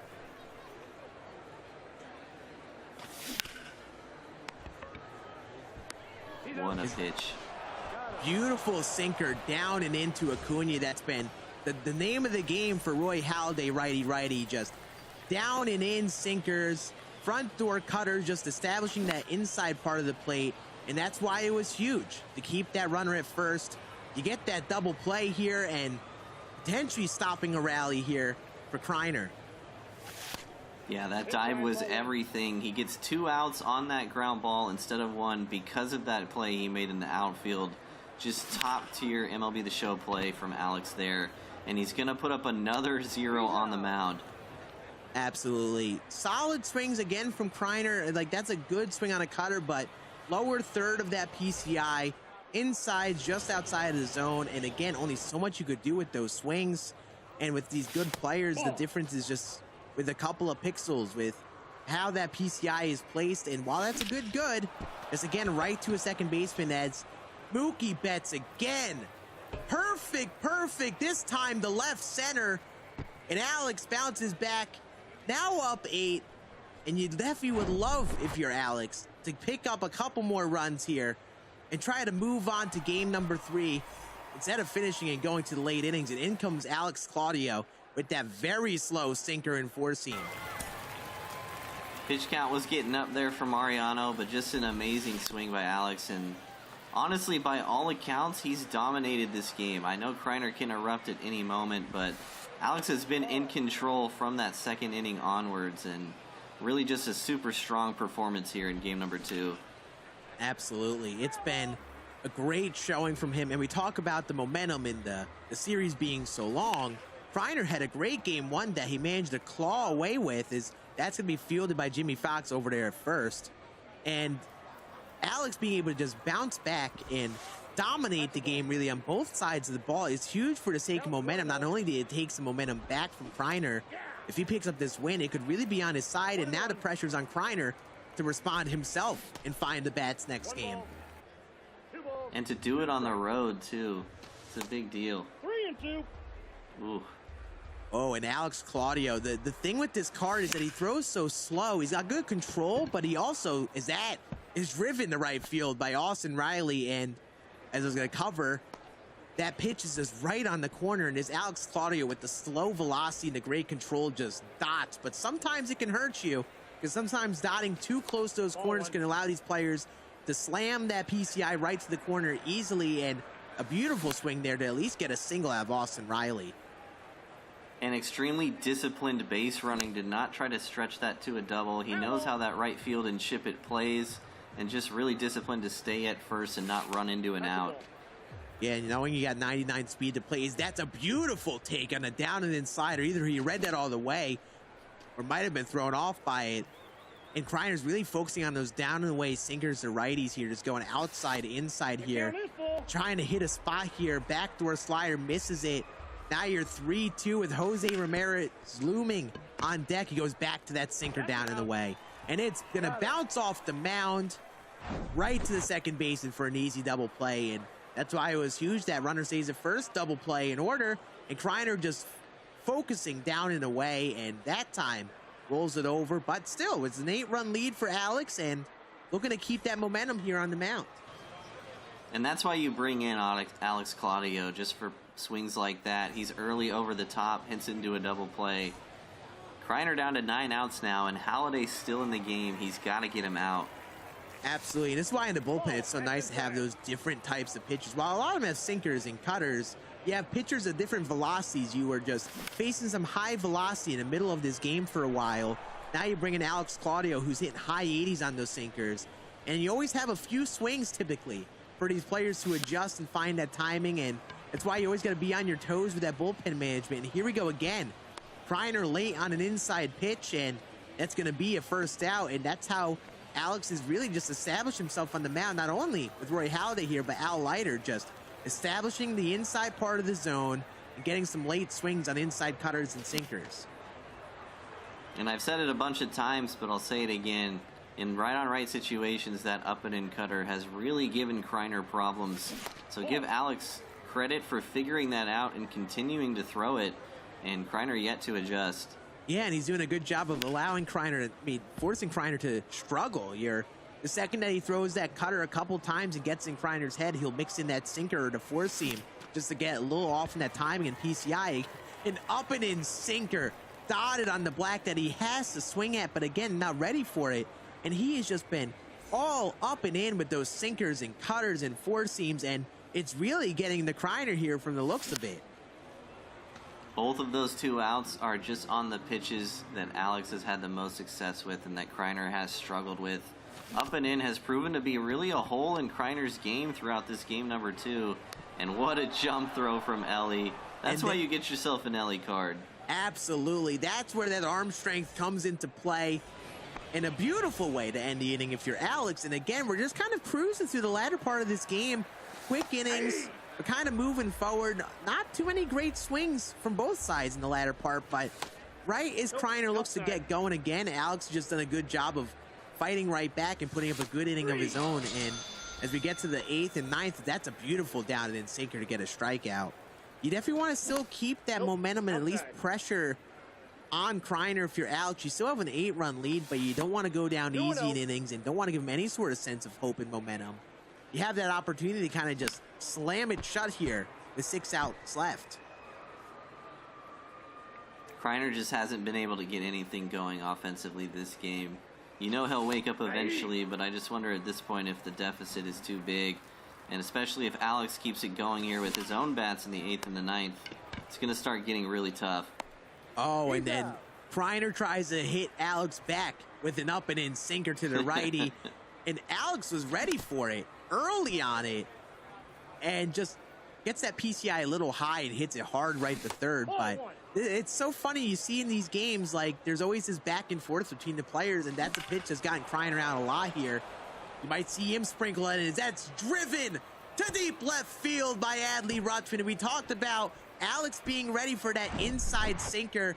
A beautiful read and a beautiful swing, and that's now a 13-4 game. And here's the thing with Alex Claudio, you got a lot of time to read that inside sinker with the slow velocity, so it doesn't hit the same as with Roy Halladay, who's hitting 96, and he doesn't have a cutter to mix in. It's just the sinker and four seam that he can really throw there, and a beautiful read by Alex to just sit back on it enough and keep it fair. That's driven to deep right center field. Does it have the legs to carry? We have a play at the wall, and that one is gonna go. Cody Bellinger makes it back-to-back jacks. And that's one that you don't always see leave it, ship it, that down and in, just late swing. But he just had the right launch angle on it, and it finds a way out. And here we go. Mercy rule territory. Kreiner down 10, needing to score one just to stay in this game. And Alex hasn't even tapped into that bullpen yet. What a start from Roy Halladay. Again, I don't know what Cody Bellinger ate this morning, but he's getting home runs on some really good swings. And you're right, that one just late on the inside cutter doesn't usually leave to dead center at ship it, but he's able to get it up and out. And just what a statement game from Alex after dropping game one. Has come out here and dominated every part of this game so far. Yeah, we might have to check if he has a corked bat or something. There's something going on with that card, but he is just doing everything on both sides. And even in the field, he made that diving catch last game. Like, I'll tell you what, this is absolutely a sales pitch for everyone to try that Cody Bellinger. But now, we're talking about momentum. You get that starting pitcher out of the game here in the 8th. Alex looking to slam the door shut by getting a reliever in the game. Get these last 3 outs and going to Assad again with that sinker cutter mix that honestly isn't too far off from what Roy Halladay's bringing to the table. And he's just attacking him up and in, 3 straight pitches right off the rip. And you really feel like he's found something here, pitching to Kreiner. Yeah, and that's when this is when the game adjustments come into play. Kreiner clearly knows he's attacking him up and in, and he has to almost like predict that up and in sinker a little bit and just try to get a read on this sequencing from Alex. And Alex did a good job of not being too consistent with that up and in sinker and mixing in cutters enough. And again, like, there's a cutter up and in that without establishing that up and in sinker, Kreiner probably is all over, but he's early expecting that sinker. And then he goes back down and away in a beautiful backdoor cutter. Ellie De La Cruz makes the play right in the shift, and there you go. Little early rollover, and that's why establishing inside has been so huge for Alex on the mound. It really was just a perfect sequence, and Alex again with a great play on defense. Said it earlier, but you only get that sliding animation with a manual input, so he's made some great plays defensively in the field too. 2 of those dives with Ellie and the dive in Trout earlier that helped him get a double play. And yeah, he's just gotten in his head on those pitches up and in. Kreiner normally can punish those pitches. He's getting the timing on a lot of these, or at least that early side of it, but he's just been off in those PCIs with the sinker and the cutter and the four seam. And just like that, he's very quickly down to his final strike to try to stay alive in this game. There's the sinker down and away. A great play at third. And Alex Gakill bounces back with a mercy rule dominating win here in game 2. And what a game to take.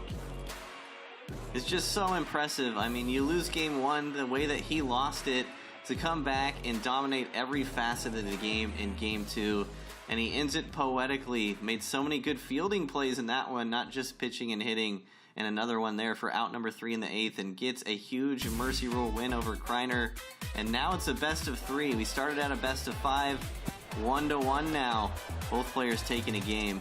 For sure. And now we talked about previously, after that unfortunate end in the scope of Alex in game 1, being a couple swings off, how do you battle back with frustration? He battles back and puts up a mercy rule in game number 2, and now that teeters back to Kreiner. How do you battle back here in game 3? How do you adjust the plate? And what type of pitcher do we see on the mound from Alex this game? And I imagine Kreiner is not going to be held to 4 runs for much of the rest of this series, but Alex really getting it done early in this one. He had a 5-run inning in the second, a 5-run inning in the third, and was in control from the start, really. And so the story is going to be, can Kreiner get off to a hot start again and not fall behind by a lot so early? And can he make some adjustments to those pitches that Alex has been making and, you know, try to hit some of those areas of the zone that he's struggled with? Absolutely. It's a game of adjustments, and in terms of adjusting, I wonder if you see some potential lineup changes, at least with who's starting in this next game, or at least the lineup is going to be a big deal for that pitching staff. And if you want to adjust your Diamond Dynasty lineup, you can start off with that Tops Now program. Obviously, this bunch had some great theme team cards for those Cubs, but throughout the month, there are some interesting cards that you could add to your team, including some relief pitching help this week in Tops Now. Yeah, and Tops Now really helps, you know, get you a head start on that monthly awards that's coming out eventually too, and help you work towards that set collect. We've seen so many bombs from Mookie Betts today. Tops Now is really an engine to help you get there.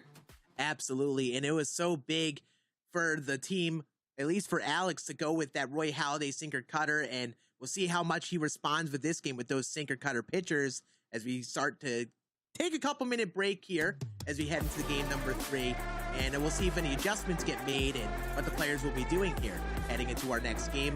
We are tied 1-1, and we'll see you back here in just a minute.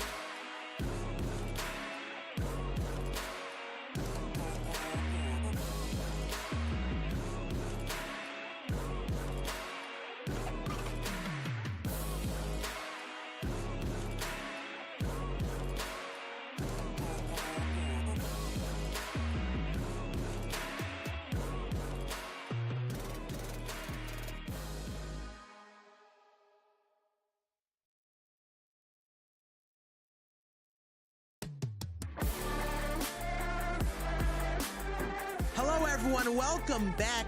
We are here. My name is Scan. I'm with my friend Cbrev here, and we are back with our MLB The Show 23 Championship Series. Now, after our first 2 games of our best-of-5 finals, we saw 2 drastically different games between Game 1 and Game 2, and we're about to be heading into a game number 3 here in just a moment. Let me ask you this, Brev. After game number 2, what are your thoughts on what's next? Well, we saw a crazy back and forth in game number 1 and really a dominant performance from Alex in game number 2. So if you're Kreiner, good news is that Alex can't throw Roy Halladay again. You know, we have the rule you can only use one starter per game, and it's got to be a different one. So Roy Halladay off the table now, getting Alex a win. And the story really is going to be if Alex can keep it up offensively. He scored double digits both games so far, so not too worried about that. But also, if Kreiner can make the adjustments he needs to make with his own offense to get back in rhythm there after only scoring 4 through 8 innings. Absolutely. We talked about last night with Alex on the mound. He had Al Leiter for game 3 or 4 in the middle part of that series, and you potentially went through your 2 best sinker cutter pitchers with Roy Halladay and Al Leiter here in these first 2. But now you're even in the series, so it might pay off. But game 3, 4, 5, you have an interesting mix of starting pitchers on standby. Maybe a John Donaldson, Jacob deGrom, as we start extending to the back end of these series. And that might be huge for Kreiner because he was really struggling with those sinkers and cutters. Yeah, and I got to wonder if the new 99 Adam Wainwright card is looming for Alex as well. It's the one card that Kreiner struggled with yesterday despite a 3-0 sweep in the semifinals. And would this be the time to throw him if you do have him in your rotation? You know, you could potentially get Kreiner in a situation where he's facing an uncomfortable pitcher coming off of a bad offensive performance, so we'll be interested to see what pitchers they go with. I know in our player profiles, too, Kreiner mentioned John Donaldson as one of his favorite cards, so I wonder if he'll make an appearance. I don't know if he's pitched with them yet in this tournament. I don't know if the series have gone that deep, but I'm very interested to see the pitching matchups for sure. My partial theory with the John Donaldson pick was last night we talked about how that was his favorite card, but in one of his series, he faced John Donaldson, and he absolutely demolished the baseball against John Donaldson. So I don't know entirely. I didn't ask him the question, but a little part of me thinks that he chose John Donaldson as his favorite card because he loves hitting against them. And as we extend into this last part of the series, whether it's John Donaldson or not, it'll be huge to see the back end of the rotation because there are only so many top tier sinker cutter pitchers, especially like the Al Leiters and Roy Halladays, who have a little bit of velocity in a couple of those pitches. And you especially want to find a way to bounce back here. And the wrong pitcher Alex chooses could be that thing that gets Kreiner to bounce back here. Yeah, and Al Leiter gone for both players now, too. So the best pitcher throughout this tournament has led to, he's been gone for both players at this point. And, yeah, the pitchers are going to be interesting. John Donaldson throughout this tournament has been hit around a lot. He's put up some really poor performances, to be honest. You just get the feeling that these top players have faced him a lot, and he really hasn't had a ton of success. I'll be interested to see, too. I think could kill through Jacob deGrom a couple times in the top 8 and in the semis, if that's a card he wants to go back to as well. Yeah, that's the thing. He did do well with Jacob deGrom. He came up big, and it was just a different feel from those sinker cutter guys. And deGrom, actually you haven't seen as much as you may have expected in this tournament, and he might be a good change of feel guy with the outlier four seam, the fast slider, and you mix in that pretty quick changeup in the mid 80s. It's sometimes it'd be a bit to adjust. And if you're Alex, you feel like momentum's on your side. You might just need to get that pitcher that could really just change up the momentum and the feel for Kreiner.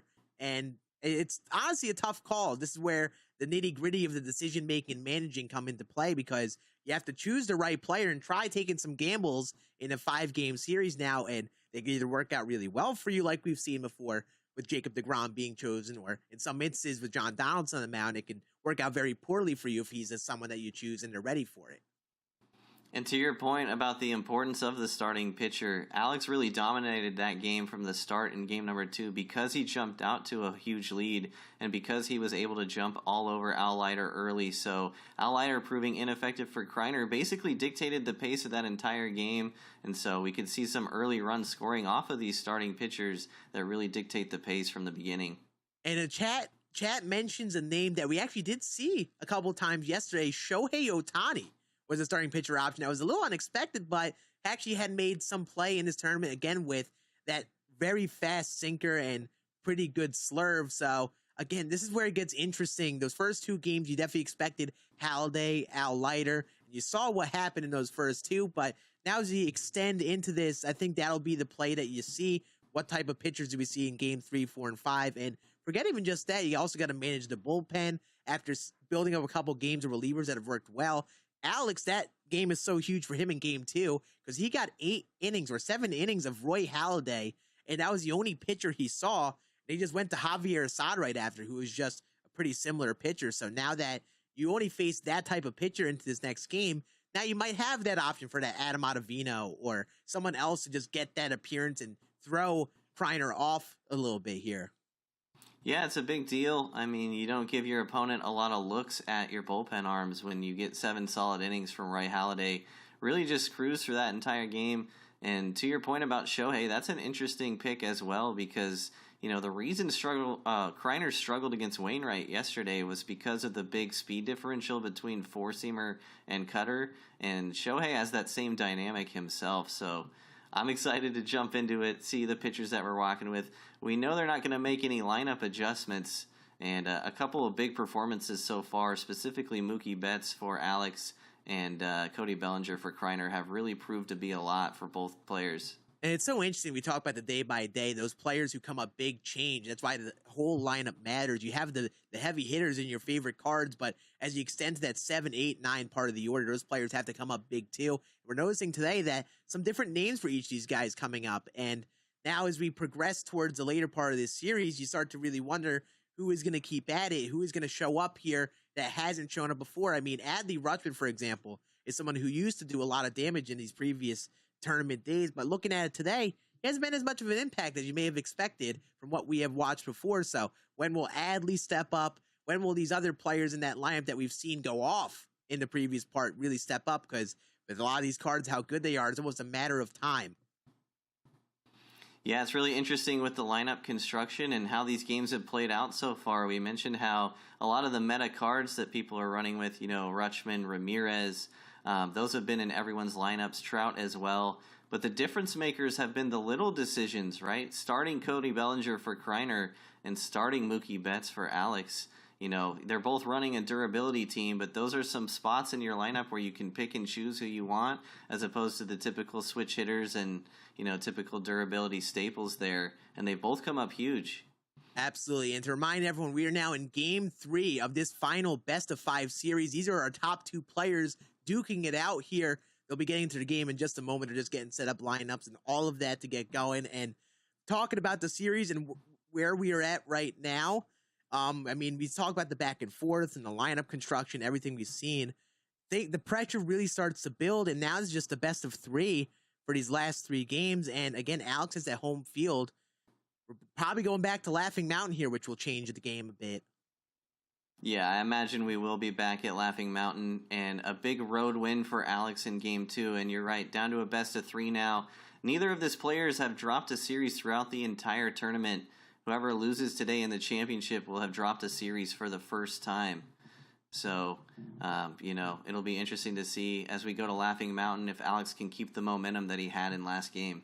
Yeah, and we talk a lot about momentum, and sometimes it's game by game, like we mentioned. Sometimes it's just a span of a few at-bats that just rides all the way through. And the thing that I think is so great about MLB The Show is that when you get to these esports, that these players string together a lot of hits right away, and a lot goes their way to string together that momentum on their side. But now we have that large-scale momentum at play. It kind of went back and forth here as Kreiner looked great to start. Alex bounced back in an emphatic fashion, and now things might skew his way. And Game 3 is a big one to send the series in one direction or the other here. It is a pivotal Game 3. You know, whoever wins this is one win away from becoming the champion. And we talked a lot throughout this tournament about how you often don't play the same people back-to-back in ranked. And that's really the beauty of MLB The Show esports and these tournaments. A whole nother level of gamesmanship to navigate through your opponent through 1, 2, 3, 4 game series. And hopefully in this one we'll go to 5 because we've got some good ones so far. Absolutely. And we're having some difficulties behind the scenes getting this game set up. So we're going to take a moment just to let this game get going, let the players hop on in. So we will be back here in just a second. And we talked about game number 3 being crazy. I promise you, if this goes the same way, we'll have another crazy game here in store. We'll see you in just a moment here.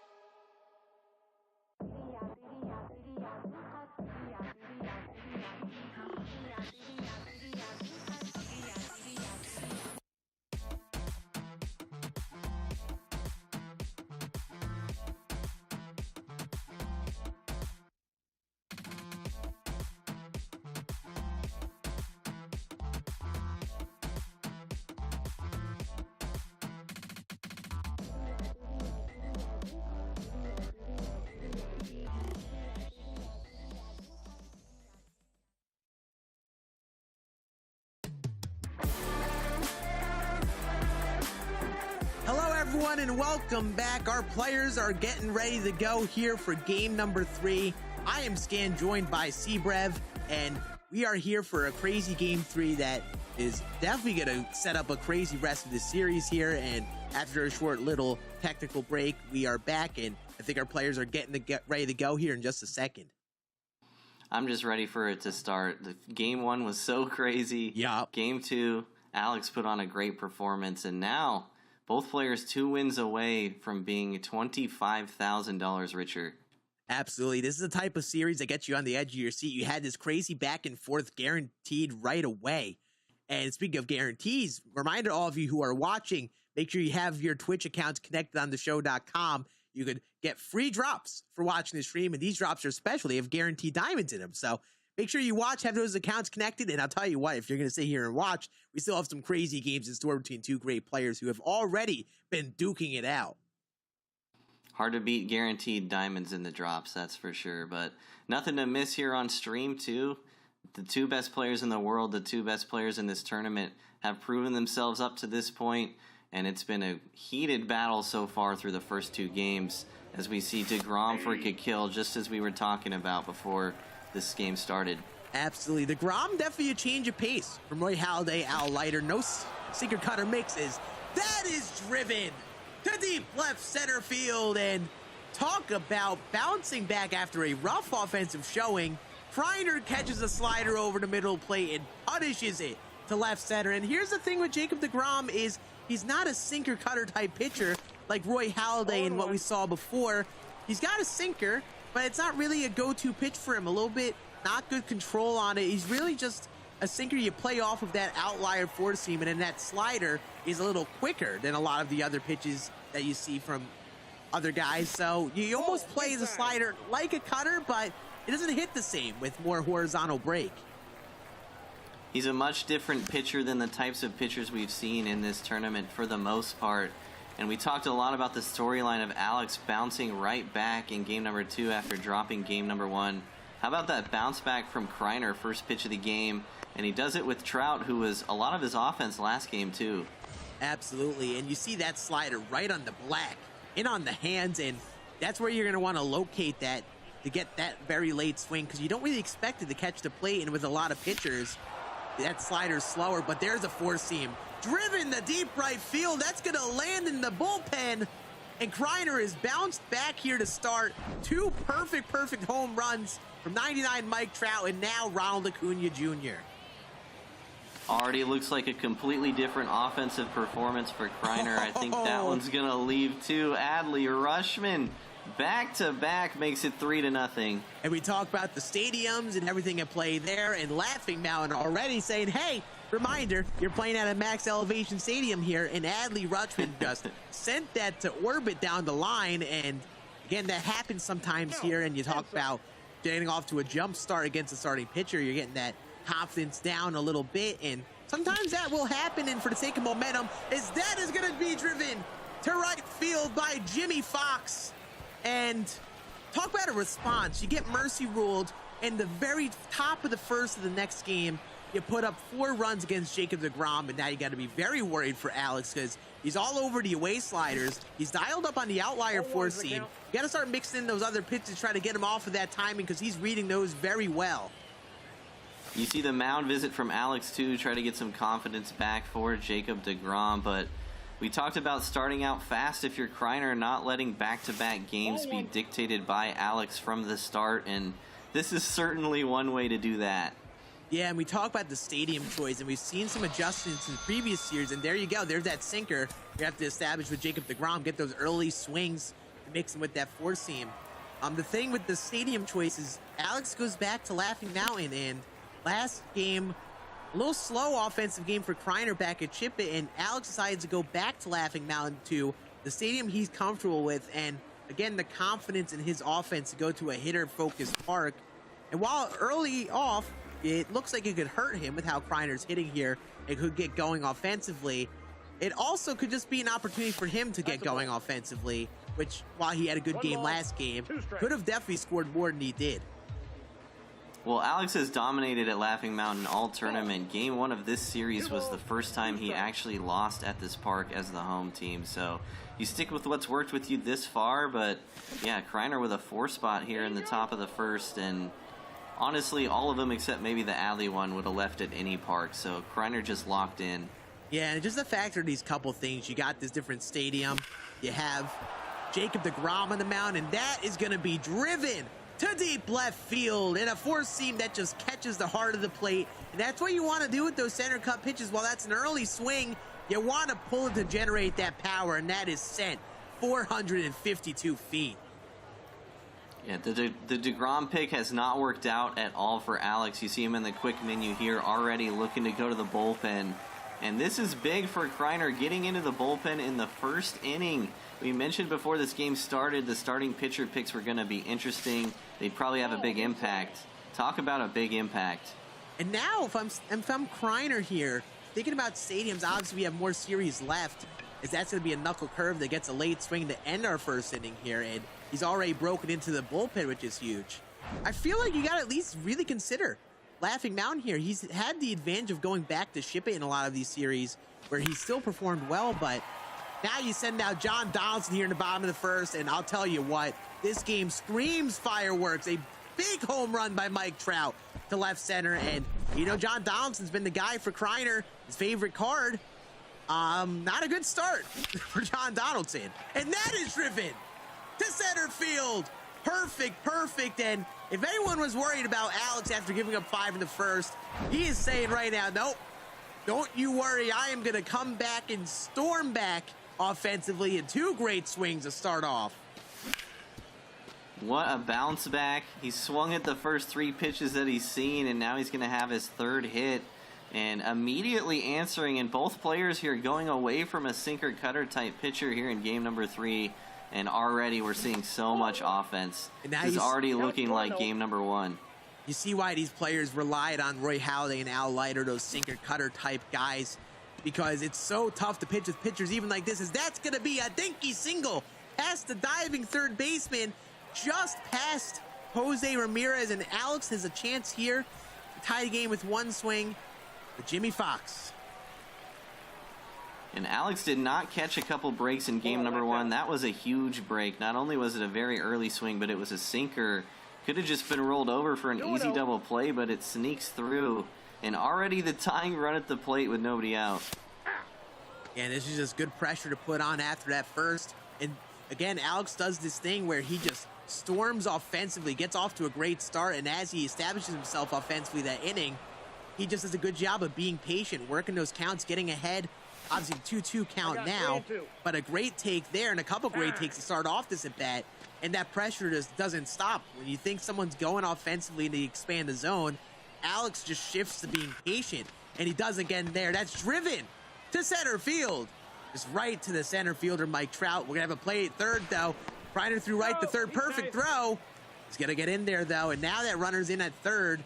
And forget just tying the game. You at least get that runner over to third now, and a single might potentially hit him in easily. And here comes the pinch hitting we see from Alex. Early bench decision here, and in comes Austin Riley versus the lefty for the platoon matchup.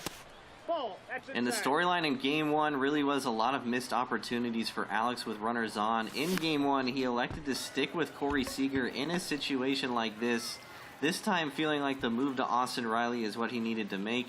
Unfortunately, gets a check swing pop out, but here's the guy he wants at the plate right here, the best player of the series so far. And that's where that check swing can hurt you sometimes. You could check swing a fair bit and not make contact or whatever, but sometimes you'll just have that PCI on the ball and you'll make contact and an unfortunate free out, but you still bring up Mookie Betts with those runners on, who's been money, especially on sinkers and fastballs down and away. So if you're Kreiner, you got to be careful where you throw to him here.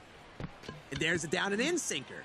Gets it on the hands, gets him a little underneath it, and a little bit later, despite being good timing on that back end of good timing on an inside pitch, and a big pitch for Kreiner to get out of it and minimizes just 2. It is a big pitch, and he just missed that, both with the timing and the PCI placement. And it's a little bit lucky for Kreiner, too, to make that good of a pitch in that spot. One of the storylines throughout this tournament with John Donaldson getting hit around a little bit is when you play on Legend, those pars, especially on the sinker, are big, so you could aim it for the corner and ended up having it catch the plate. And that time right on the corner, and he gets out of the jam with Kikill only scoring 2. Absolutely. And again, time to respond for Kreiner. You've already gotten out of the starting pitching. Jacob deGrom didn't even last an inning. And at the very least, you managed to keep Donaldson in for that first, and you are already in Alex's bullpen. And now at the very least, that start was so big last game because he went so long with Roy Halladay. He could be a little bit more comfortable going to that bullpen early here because he hasn't seen him for a game. This approach from Kreiner is interesting too. He's swung a lot in 3-0 this series and just taken all the way in 3-0 against Pomeranz here. Oh, but the two-seam gets me. Must have been looking cutter or even that knuckle curve that's sometimes gotten him. That's a beautiful strike 3. I'll tell you what, that's a terrifying pitch to throw to someone who is great at hitting fastballs. Down and in two-seam in the high 80s. You could scream nitro zone. That's exactly why, because these players like Kreiner is so good at hitting those fastballs. But this is what Alex has done. He's challenged him inside and thrown to him there despite that. But there's that knuckle curve. It hangs, and Mike Trout bangs it. Perfect to left field. Now 6-2 for Kreiner, and name of the game from this game has been making him pay for every single mistake. And Pomeranz's best pitch really is that two-seamer. He gets him looking for an early strikeout to start this inning, but comes back and hangs a curveball. And Trout's hit at least 4 home runs this series. I've lost track at this point, but it feels like every one of them has gone 500 feet. Yeah, and that's what Mike Trout does. He's got such a lovable swing. And Cody Bellinger apparently is the owner of Laughing Mountain here as he hits another home run, his 5th home run in his 2 games here for Kreiner at Laughing Mountain. And he has just been all over the ball with him here. Speaking of a guy who's hit a bunch of home runs in this series, that's Kreiner's 5th Cody Bellinger home run at Laughing Mountain. That one's gonna leave too. Kreiner coming out firing in game number 3. And yeah, you bring in Javier Assad, bring in that sinker cutter pitcher. He gets that cutter away and just sits back on it beautifully. This is where we talk about those stretches. Is that driven to right field by Adley Rutschman? Back-to-back home runs. Actually, is that 4 in a row? I feel like that's 4 homers in a row. Mike Trout led off for him. And then it went Bellinger, and then Acuna, and then Adley. 4 home runs in a row for Kreiner, and he's doing it to all fields, inside, outside. He's just reading the ball so well right now. And he only gets a single on that one, so Kreiner looking a little bit off in that at-bat. I'm kidding. What a performance so far. He's only made 4 outs and he scored 9 runs. What are we watching? And yeah, talk about the momentum and the pressure. Talk about pressure for Alex. You bounce back with a great game, too. You know you can hit, but you're already facing the 8 ball here in game 2 as that's driven deep to center field. But that will be caught at the warning track, and that'll be out number 2. And it just adds some pressure. You're already in that bullpen early. This obviously could turn the tides of these series, especially first round of games. Both teams won away games, but again, you give Kreiner that home field advantage next game, and the decision for him to make at what park to take you to, which could again take you out of your comfort zone. But you gotta say this, Kreiner is bouncing back again, and both these players responding after some rough games with outstanding starts to the game offensively right after. And we talk about often how important it is to dictate the pace as the away team in these tournaments. And this is 3 straight games where the away team has come out and really asserted dominance early. So interested to see how Alex bounces back here when he gets a chance to hit. But Kreiner has done exactly what he's needed to do and then some. And you're just looking at the approach to play from Kreiner. Last game, those up-and-in cutters and sinkers were giving him fits. But he's put up some better swings against those so far with Assad on the mound. Not really whiffing as much as he was last game. And look at that take. Last game, he's absolutely swinging at that and probably pulling it foul. But just a beautiful read, especially with that momentum on his side. Confidence probably down on the pitching side of things. And great patience to work a great walk. And here you go with Jose Ramirez. 2 runners on, and it's starting to get scary. Gotta be very careful here if you're Alex. This is very scary. Could very easily be a 12-2 game, and Ramirez has had a great tournament for everyone. And look at those takes on those inside cutters. Kreiner just instant change of pace of the plate. This looks a little bit more comfortable. Even that one, a great swing on an up and cutter. We'll see if Alex keeps on going to it. He likes to go to those pitches 1, 2, 3 times in a row. Little delay tells me he's going to go for it. He goes sinker, though, and just up the middle past the pitcher. Just, again, a swing that PCI isn't even on too much, but just hits it up the middle and finds that gap. And this is where we talk about the momentum really skewing Kreiner's way. Sometimes it feels impossible to get him out, especially with swings like that go his way. Yeah, that's a great pitch from Alex, and it's only hit 80 miles an hour, but it's hit in a perfect spot. Alex had one similar, though, in his half of the first inning, and he's just desperately looking for that last out to get out of this. And pitcher confidence may be playing a factor here, too, with that swing result. Yeah, it's like that type of inning on the mound. If you're on the mound, it feels like everything's against you. You can't get that third out, and Kreiner just keeps on punishing any sort of mistake pitch and just taking advantage of everything. And you maybe just got to take a second to pause here and reset a little bit, and now bringing a different look. Alexis Diaz in out of the bullpen for a change here. This is not a card we've seen a lot in the tournament, but it is a decently popular pick in comp. He's got good speed differentials between the fastballs and the power slider that he throws, especially right on right. That slider's a big pitch, and he needs a big out here. Yeah, and a good guy to go to for one out. That's going to be a four-seam. Little bit outside in that PCI, and that'll end our inning. Still, Kreiner up 10-2. What an inning for him to keep the foot on the gas offensively. And I like that Diaz pick. He only has that really good, like 3-pitch mix. So he's a good guy to go to get out of a jam, face one batter, and it works out in Alex's favor to end the trouble. And he looked good to start that first inning, put up some great swings and was rallying. But now is where you kind of have to respond and put up a rally of your own, already down 8 here in the second. And he's not worried about being down 8. He had a couple solo shots on basically perfect swings in the first inning and then rallied even after that. So seeing John Donaldson well himself and just looking to answer. And that's why John Donaldson could be tough. That primary pitch outlier slider is just a different pitch to read. Backdoor on that one there.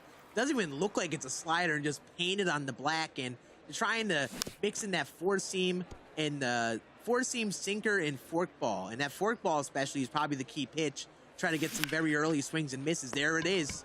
Forkball on the black. Very early rollover, and again, perfectly located there to get it first out. And Donaldson is throwing some dots. He's putting the ball right on the corner, and really the knock against Donaldson on Legend in this competitive setting is the lack of control, the fact that you can aim for the corner and it can end up somewhere else. So far, Kreiner's pitch is going exactly where he wants them to go. Absolutely, and even when he misses, he's missing in the right spots. As you see, that sinker just tails outside rather than creeping to the middle part of the zone. And this is the sequence of John Donaldson, a lot of down and in, establishing with that slider, four-seam sinker, coming back away with the sinker and the screwball, not the screwball, the forkball, try to get some early swings. But good takes from Alex to adjust. He gets a down and in sinker, though. Again, great spot for it based on that PCI, and he gets that ground ball right to short.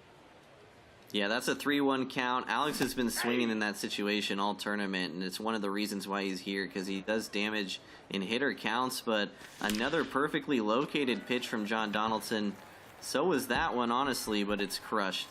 Great adjustment from Alex. Saw a few of those backdoor sliders away. Got that timing down with one of his only swings on those backdoor sliders, and just beautiful swing. And that's the one thing with that backdoor slider, when you could throw people off, it's a great pitch to locate with. But if you throw it too much, you don't have to adjust your timing to hit it well. It's near fastball speeds. You're swinging at a similar time as the sinkers. That's going to be rolled past the catcher. He's going to keep him over at second.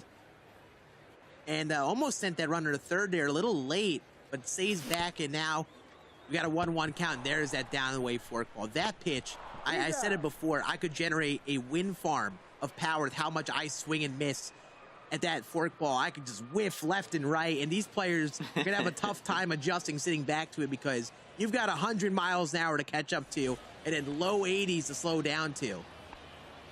And it's always, for me and you, it's not just a whiff. It's like you get that animation where you're flailing at the ball and the game is basically laughing at you. Yeah, it basically says, look at that swing, you stupid. Nice swing. That is me against John Donaldson. And, like, I mean, the fact that off the rip they're at least making contact on it already says a lot. And as we progress towards those middle innings, why it's big for Kreiner to keep establishing this lead. he's going to adjust to that forkball and eventually learn to sit back on it. So you got to mix up the pitches enough so he doesn't key into it too much. And also take advantage of this lead you have your Kreiner, try to get in the mercy territory early. And there's a down and in sinker just past a diving second baseman, Mookie Betts. And you got that leadoff runner on with 99 speed and just a very perfect gap to find for Mike Trout. I know he had that fly out to end last inning, but it seems like Kreiner is seeing Alexis Diaz really well. He had an insane take on an away slider and a 1-2 count there. The slider was an inch off the plate and he didn't swing. Just seems like he's reading it really well.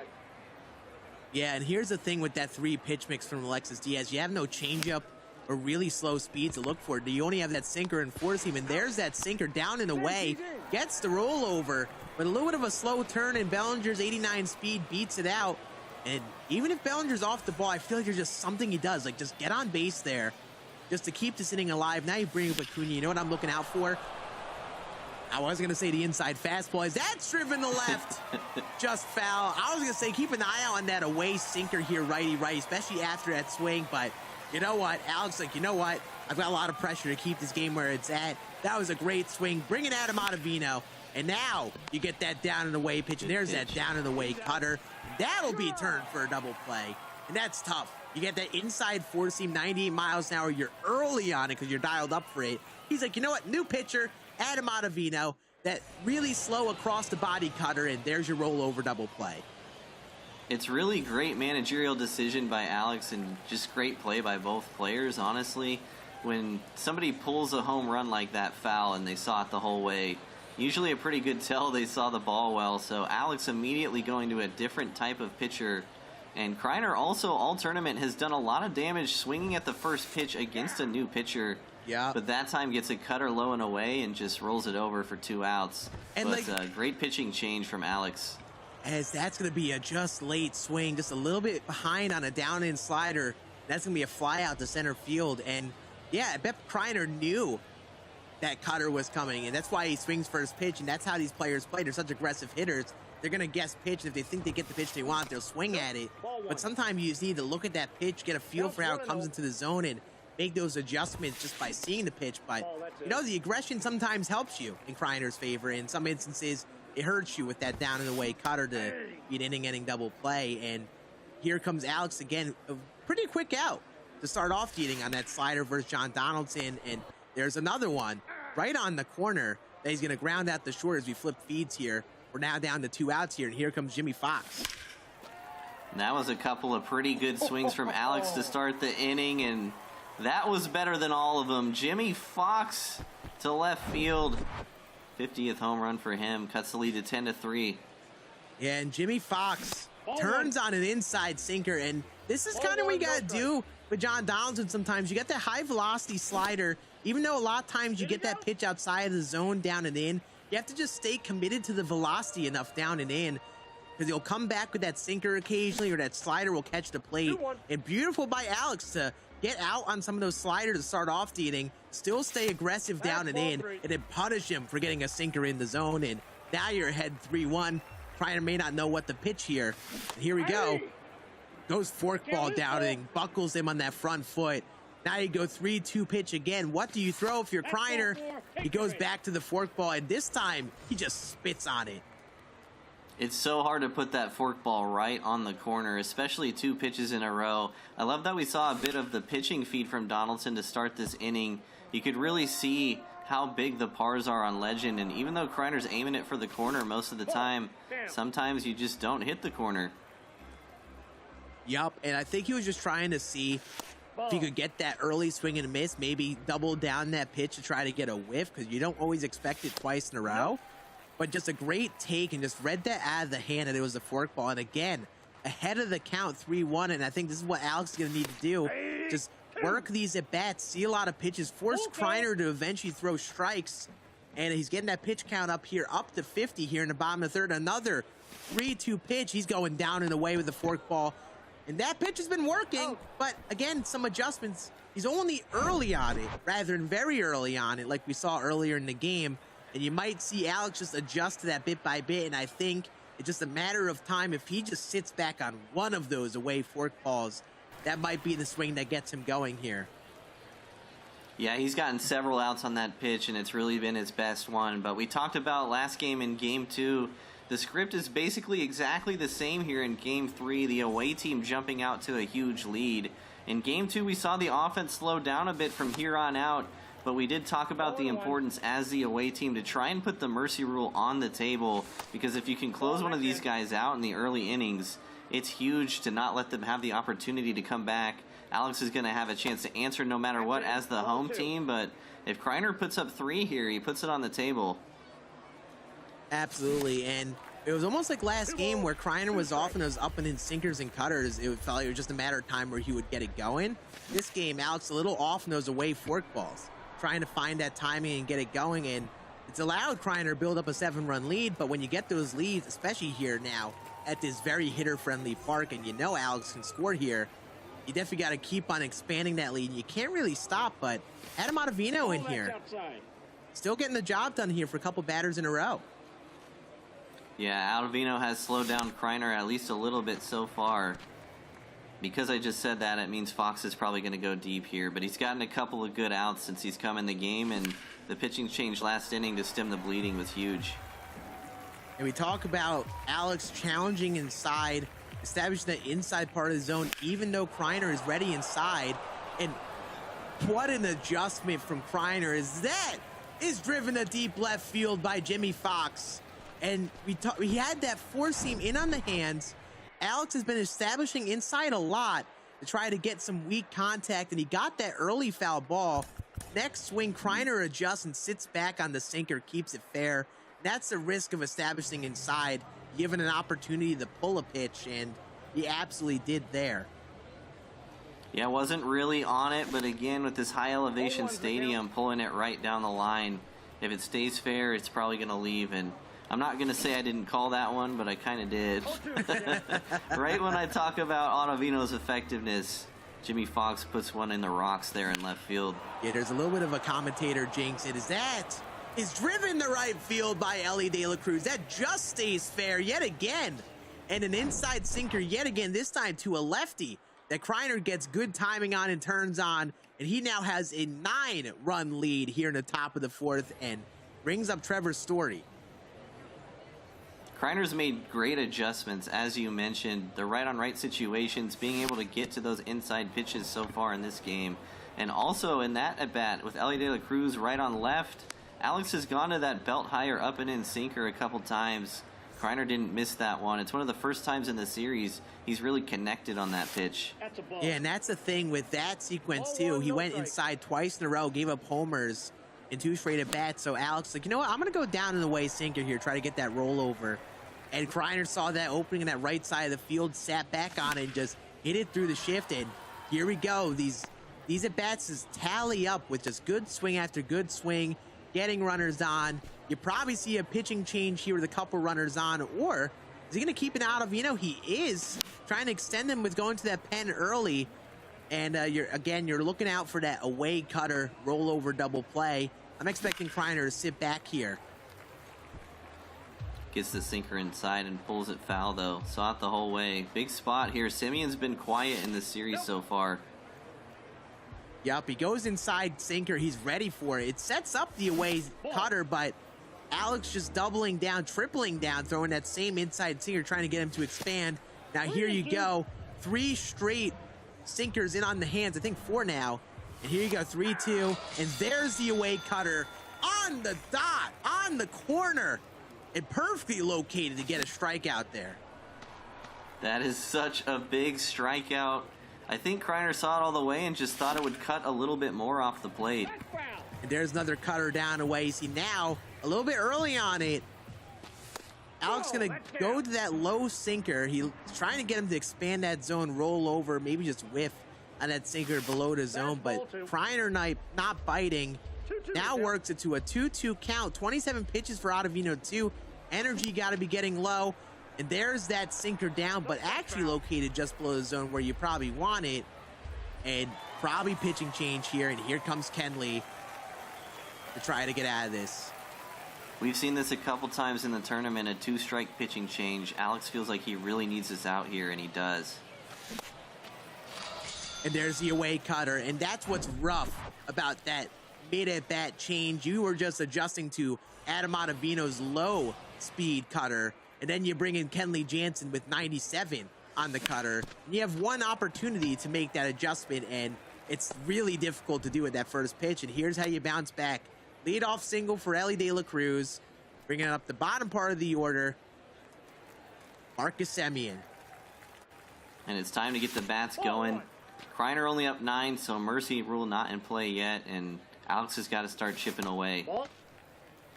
Good start to this at bat, though, and as you get through these middle innings, if you could work at bats, that would be great. But there's a sinker over the heart of the plate, grounded to short, and that is routine. And sometimes that middle located sinker can be the right pitch.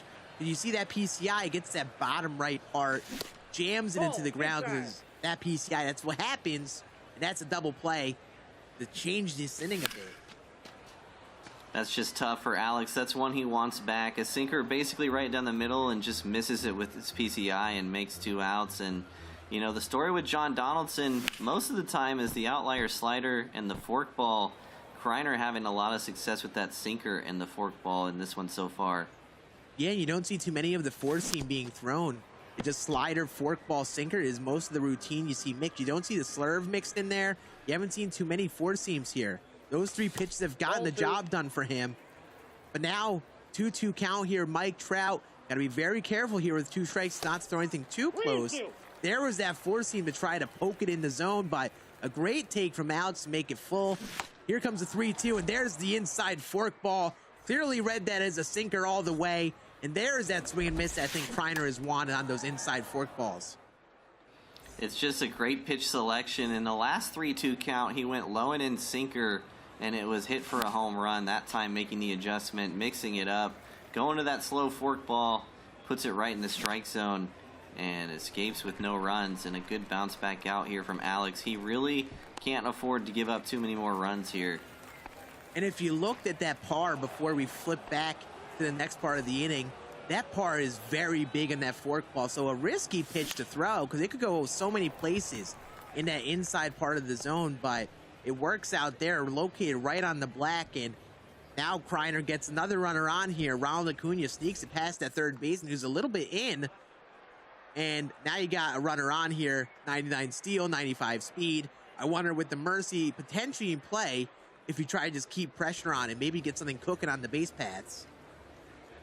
Yeah, these players don't necessarily steal all that often because they don't want to take the runner off the base paths when they can go deep at any point. But you're right, could take him out of the double play. Neither player really sitting the runner in hit and run counts either, like 3-2, 1 out. So just playing it safe and hoping for the big swing. Yep, especially at a hitter park like this, no reason to really put that pressure when you're a home run.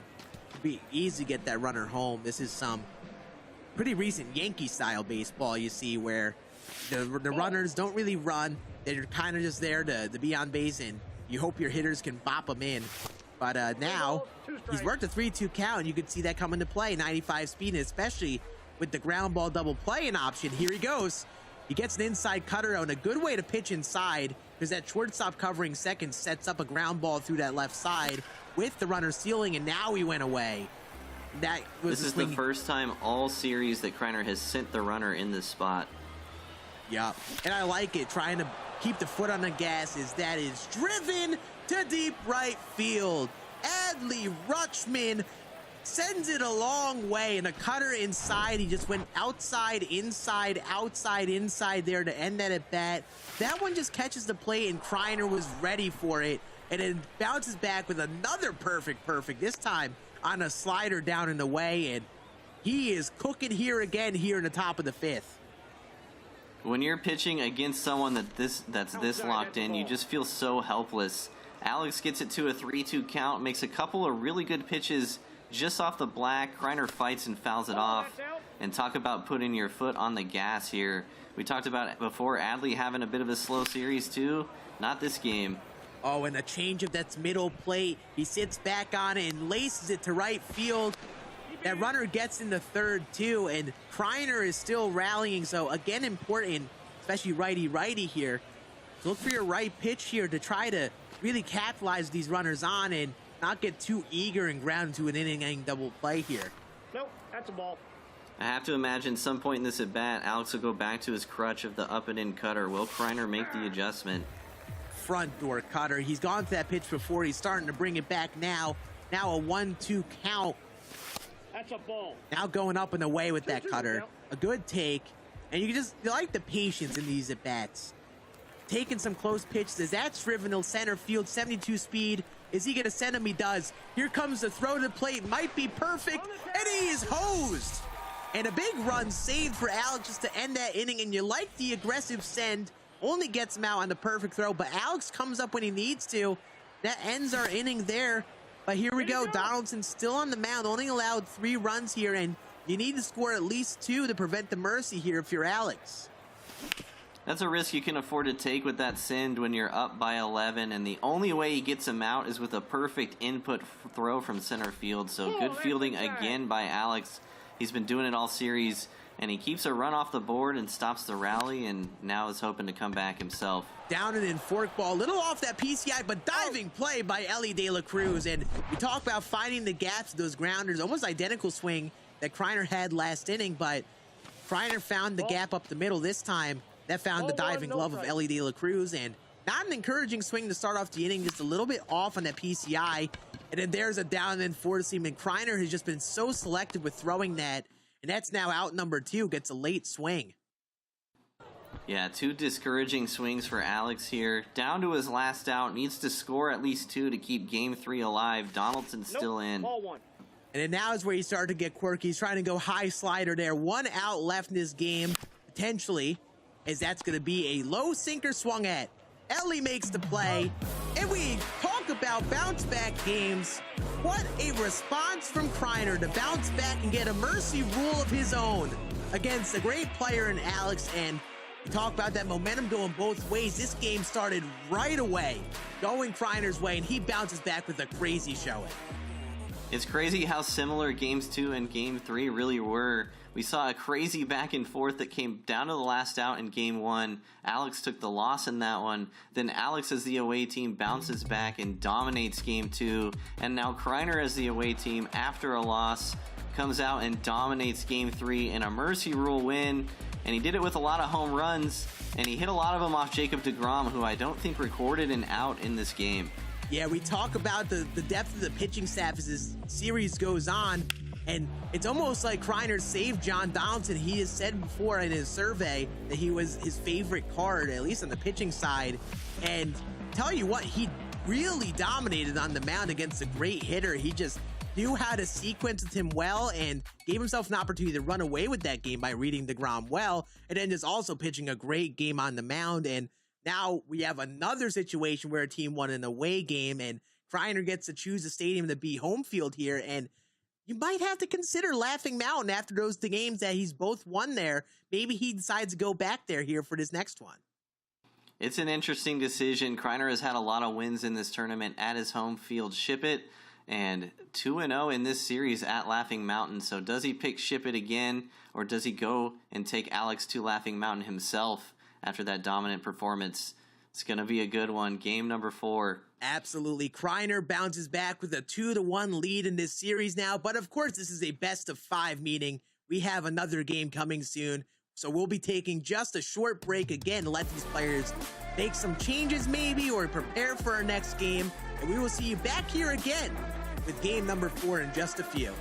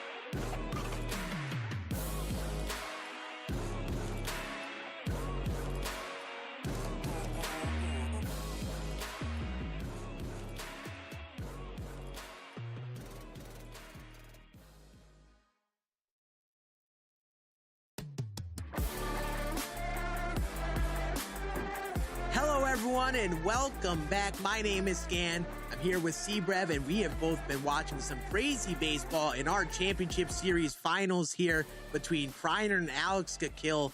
And man, talk about those last two games. We have a mercy rule in Alex's favor, now a mercy rule in Kreiner's favor. How do we feel about that heading into game number 4? Crazy back and forth in game 1, came down to the last out, and then just two incredible, dominant bounce back performances from both players. We're heading into game 4, and Kreiner's one win away from the championship. I'm interested to see what stadium Kreiner picks, and I'm interested to see what starting pitcher Alex comes back with after going with that DeGrom pick in game 3 and just getting shelled from the very first pitch of the game. And I was about to say, watch out for Corey Kluber for Kreiner, because I forgot that he existed. He had used him against Rebel, and he has now saved him here for game number 4. Corey Kluber, someone that Kreiner has gone to earlier on, but now here later in the series, and that power slurve is going to be the pitch I think that he's got established right away. Yeah, Kluber hasn't had a ton of success in this tournament, but it doesn't discount the fact that he is one of the best pitchers in the game. And that really is the defining pitch, that power slurve, especially against righties. You're going to see a lot of weak contact like that if you can put it in a good spot. And it's hard to put it in a good spot, though, with the big pars like we were talking about with Donaldson last game. Yeah, and Ellie De La Cruz's arm strength making a difference there. You had 99 speed with Mike Trout. You get that weird hop-up animation at short, but that arm strength saves him, and there's that slurve, but it catches the plate. Jose Ramirez, perfect to right field. And man, what is up with these away teams starting off so hot in these games after getting mercy? This is like a deja vu situation. It's unreal. Oh, that's low. Yeah, this is crazy, but it's exactly what Alex needs to do. Again, this is your last game. You can't take another loss, right? You need 2 straight wins, so you have to come out and grab some momentum early, and he gets a big home run on a hanging slurve to Jose Ramirez, who he's hit a couple home runs with in this series. And yeah, and here we go, the stadium choice as well to cover. Laughing Mountain, we are back here, but Kreiner with the home team. He knows it worked for him those first 2 games, and we are back here for game number 4. And again, we talked about those stadiums really paying off one way or the other. A great start for Kreiner despite giving up that homer. Corey Kluber gets some weak ground outs to the infield, and while Alex started off good, got a slurve middle in, Jose Ramirez, he grounds out on a couple swings, and it's only a 1-run inning. This stadium choice is just so smart for Kreiner. It's the first time in the entire tournament, the whole time, he's not playing his home game at Ship It Stadium, and the reason being he's taken 2 games already in this series at Laughing Mountain as the road team, which is Alex's pick. So deciding to go with Laughing Mountain in game 4, and if we get to a game 5, which I hope we do, it'd be interesting to see if Alex goes back to somewhere else. And Mike Trout crushes a high 4-seam by Dustin May, and just as quickly as Alex scores one, Kreiner bounces back with one of his own, the deep left center, and here's Dustin May on the mound. We talked about sinker cutter coming back, and here he is, but with Dustin May, he's also relying on that velocity in comparison a little bit more than like Roy Halladay and Al Leiter, and that 4-seam was right in the Kreiner's timing after facing DeGrom in that 100-mile-per-hour fastball last game. Second straight game, Kreiner has had a leadoff home run with Mike Trout, and I think his Mike Trout has around 5 home runs in this series so far. And here's another guy that just keeps hitting home runs. Cody Bellinger does it again here at Laughing Mountain. A perfect on a cutter up and in that just catches the zone. And this is the thing with Dustin May on the mound. He's got that outlier sinker and a very fast cutter, but a little bit worse control than the Al Leiters and Roy Halladay's. Is that his poke, the deep left field? Does it have the launch angle to go? And oh my, a front-footed home run by Raul Acuna right down the line to left. 90 miles per hour off the bat, but man, a slurve just catches that zone a little too much. It's right on cue, right? You mentioned Dustin May has the pro and the con of the increased velocity, but the lack of control compared to some other sinker cutter guys. That slurve catches a little bit too much of the plate. Kreiner's out in front, but with the tendency of Acuna and the elevation here at Laughing Mountain, gets one over the fence, and that's back to back to back. Yeah, and the thing we talk about is that momentum and the comfort at the plate. He looked great last game, Kreiner did, and he has just been swinging so aggressively. Already 3 home runs on a total of 8 pitches. Kind of been unreal, and now you're bringing up that heart of the order without a single out, and you're getting that pitcher's confidence down really quickly. And second game in a row, Kikil has yet to get an out with his starter. Finally gets one on the board there, but man, Kreiner has come out so hot these last 2 games. In the first, just hitting bombs. Absolutely, and a big out to get because things had been going his way, and he took that second to pause. And Kreiner's just dialed up for the velocity here, and he wanted to get that early swing on that away slider or slurve from Ronald Acuna there, and he got it, but just, again, he was so aggressive. He was somewhat ready for anything over the plate, and you just want to try to get that early rollover swing away because he's just been so dialed up on that velocity, and he hasn't been able to here. I gotta see how Alex navigates through the rest of this inning. You really can't afford to give up too many and have a huge bottom of the first. And see, that's the difference right there, is that's a dot of a cutter. That down and away circle change just finds the corner, and you got that early swing and miss from Kreiner, and he bounces back with that up and in cutter that he's established all day. That's a fly ball to left field, and this looks like it's going to go out of play, foul. And it just comes down to being very particular with your pitches with May here. It's almost like that walk and throwing a pitch out of the zone with how aggressive Kreiner is might be the better pitch than throwing something in the zone, because those bars are so big that pitch could easily end up in that middle third of the plate and out of here. There's a circle change down and in. That one well located right on the corner, and he gets that late swing. And again, like we saw in the top of the first, Alex started off great, got out on a couple swings as the pitching bounced back. Here, Dustin May bounces back and gets 3 straight outs to keep it at 3, and now it's time to respond if you're Alex, and that's a perfect way to do it. A down and away cutter that catches the plate. Perfect to center field over the batter's eye, and Jimmy Fox doing damage. What a beautiful swing. How many times have we said it this series in this tournament? Jimmy Fox on that low and away cutter. That one was a little bit more middle, but he hits it dead center. And Alex has got to come out here and score. We talk about often how hard it is to chase from behind as the away team. And he's already behind here, but a good bounce back swing there to cut the lead in half. And this is the thing, Corey Kluber on the mound doesn't have the most on that hits per 9 attribute, almost like Roy Halladay, but you're really relying on that sinker cutter changeup slurve mix and just being able to hit spots. And you compare and contrast him and Dustin May. Kluber's a little bit advantageous on the control and probably won't hang as much, so you still got to be careful if you're Alex. Swing at the right pitches here, and there is a dot down and in by Corey Kluber. And that's the control you were just talking about. That's the ebb and flow of these 2 starting pitcher picks. Dustin May with the velocity, Kluber with a bit better control, and he put that one in a perfect spot. 1-1. And yeah, he's just finding the right spots here to start off this second inning. And you got to be careful with Kluber, as that's what Mookie Betts has also been doing all day. Smacking balls to the opposite field. Perfect through the infield. And Kluber is got to be someone you're careful with. You can't let him establish that confidence and find that control throughout this game, because he will hit his spots as the game develops. So being able to score early, maybe try to just keep that pressure on bit by bit, is going to be huge if you're Alex, because almost like Al Leiter and Roy Halladay, if they get going, they're tough to get out. Is a ground ball to second base, and it'll only be enough to get the out at first. You get that runner over to second, you'll see a pinch hitter here probably in Chuck Nasty. Here he comes, and if anyone could reset Alex here and he could find a good swing with, it absolutely could be Chuck Nasty. Ball, that's inside. Big at bat here. Alex has left a lot of runners on base in this series, especially in game 1. Charlie Blackmon with the pinch hitter quirk active here. And that's He's going to rip it up the middle. Beautiful swing to sit back on the sinker that time. Hit it up the middle. He's tied it right back up. And something with Charlie Blackmon and Alex, every time he's come up, he has looked beautiful in all of his swings, hitting the ball to all fields. There's a slurve that, again, we're talking about that control, catches a little bit too much of the plate. You want that on that outer part of the plate.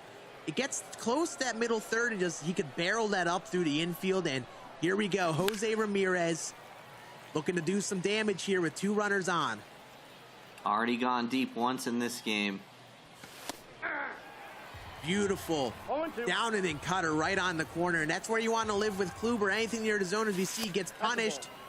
And the control is really key. As now it's a 1-2 count. Can't get that bite on that low sinker. Going to come back with that cutter. Beautiful take on a down and then cutter by Alex to work it to a 2-2 count. Here we go again, 2-2. Tries to get him to bite that low sinker again and holds it back. Another great take, and here we go, 3-2 count. Runner should be running 99 speed, should be off on first base. And a ball to the gap makes things very interesting here, and Kreiner's going to take his time coming to the plate, try to find that pitch here. And this is a crucial pitch. That's why you see the pause and maybe get Alex to think about what could be coming here. Take the slurve off the table. Oh, down and away sinker. Perfect, and Jose Ramirez on Jose Ramirez crime. A great swing, about as much as we could have done with that one, but again, just right to the third baseman, and those bases remain stranded. It's really just a perfect pitch, and very unlucky for Alex. You know, he would have liked to poke that one down the line. It would have scored at least 2, but give Kreiner credit for hitting his spot, and just unfortunate for Alex, really. Yeah, and that one hurts the soul too, but you still have that opportunity. Find a way to bounce back here and keep this game where it is. While both of you have been battling here, you both have had your flaws at the plate, and you just got to find a way to hit those spots with Big Red on the mound here and just get through another inning and try to keep it at 3, because you're looking great at the plate yourself now. And you need outs if you're Alex, especially off the back of that. We saw how frustrated he got after game 1. You know he's frustrated after that one. But you don't have any more time to let it sit, really. You got to make pitches and come back and hit in your half of the innings, too.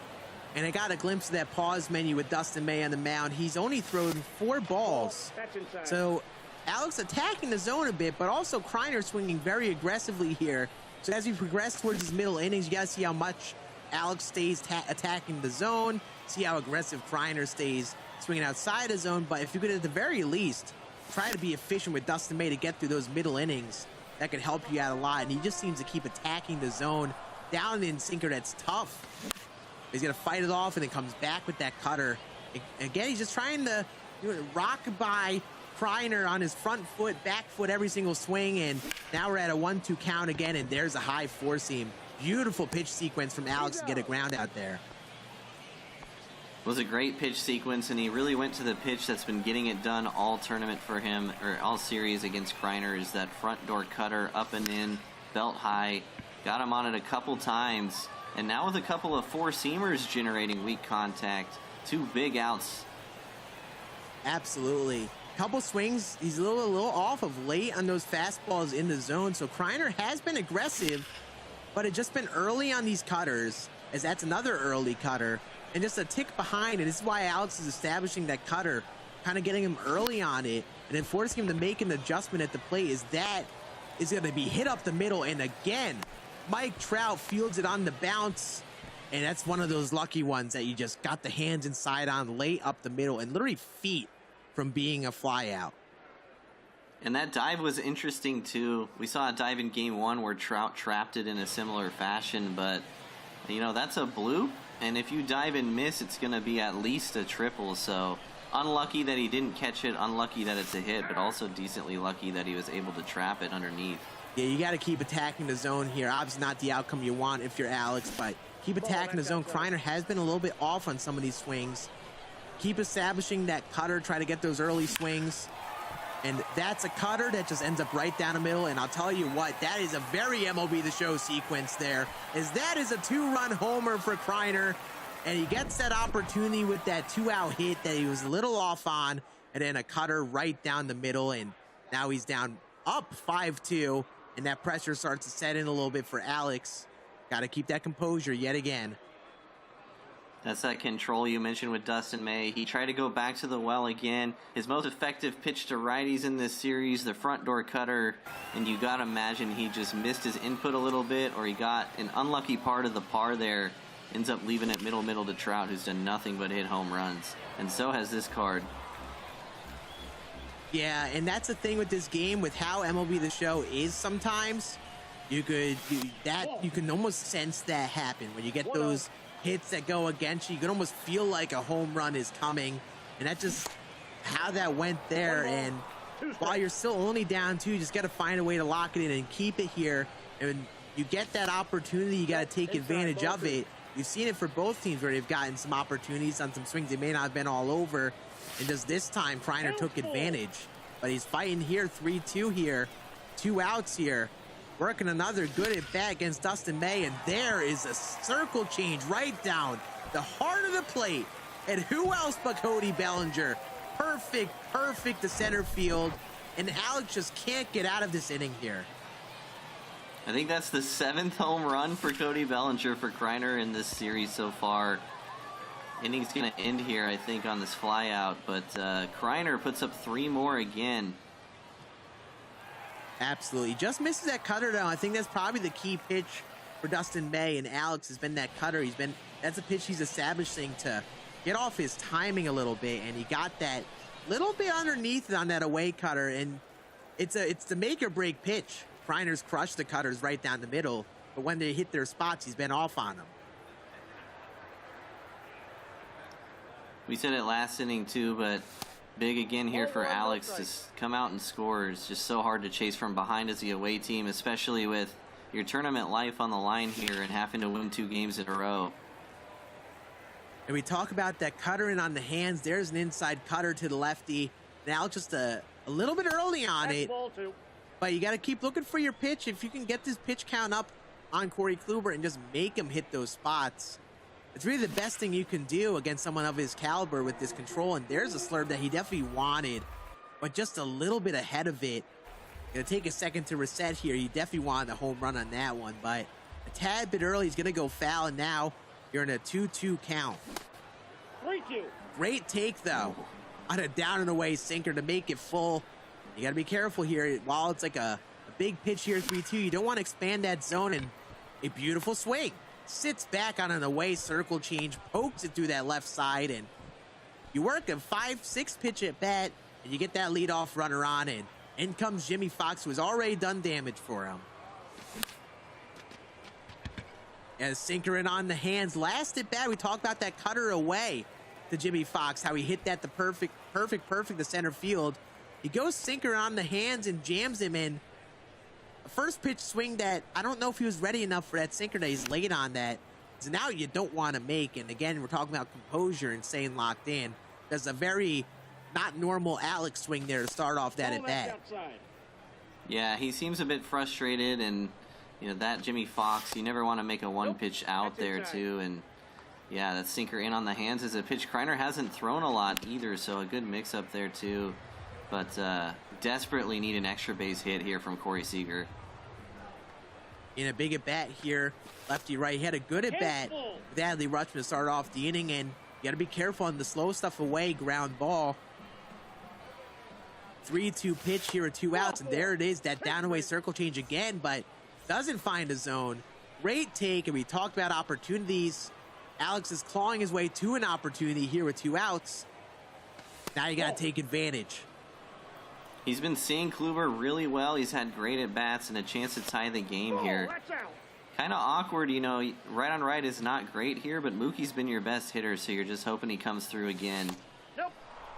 Great takes to start off this at-bat. Very patient approach here with Mookie Betts, and I love it with the switch hitter, and great hitter versus righties coming up next. Swings 3-0 at a sinker to Alcy. He's lucky he swung and missed.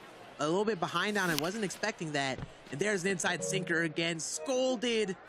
Just right to left field. And we'll see a replay of it as we flip feeds. Yeah, that ball was crushed. He made a great adjustment from the pitch before. Kreiner doubling up on the sinker inside. That's the hardest pitch to hit in that right-on-right situation and what makes it so difficult. But unfortunately just hits it right at the outfielder. Yeah, and it's a 3-1 count, hitter's count. You're looking for something inside like that to hit, but again, just right on the black. Got that middle part of the PCI on it, right to the left fielder, and again, a good swing, but just right to the outfielder. And yeah, this is where, if you're Alex, you probably just got to take a minute. It seems like the world's against you right now. You haven't strung together the hits the way that you've wanted to, and I think anyone in this situation could definitely feel frustrated. I mean, I know I definitely would. And you got to take a moment to just reset, relax, breathe and just try to find a way to keep this at a 6-3 game and then start fresh again next inning, because you got a good bit of a way to go. You got 6 innings in this game, and of course you have another game to win here. So you got to focus one at bat, one inning at a time, and take a moment and just kind of relax. This is a good pause here. He needs to get his composure together, and he's pitching too. Sometimes when you're frustrated, it's easy to get into like autopilot mode as a pitcher too. So good pause before Kreiner has a good chance to hit here. And yeah, it's gonna, if Alex is gonna come back in this series, he's got to keep taking the swings he's been taking. He's been taking good swings, and he just needs to keep it up, and eventually they'll start falling. Yeah, and we've talked about in other games how these dudes are such good hitters. They're almost like a ticking time bomb where you're waiting for them to find it and have it click.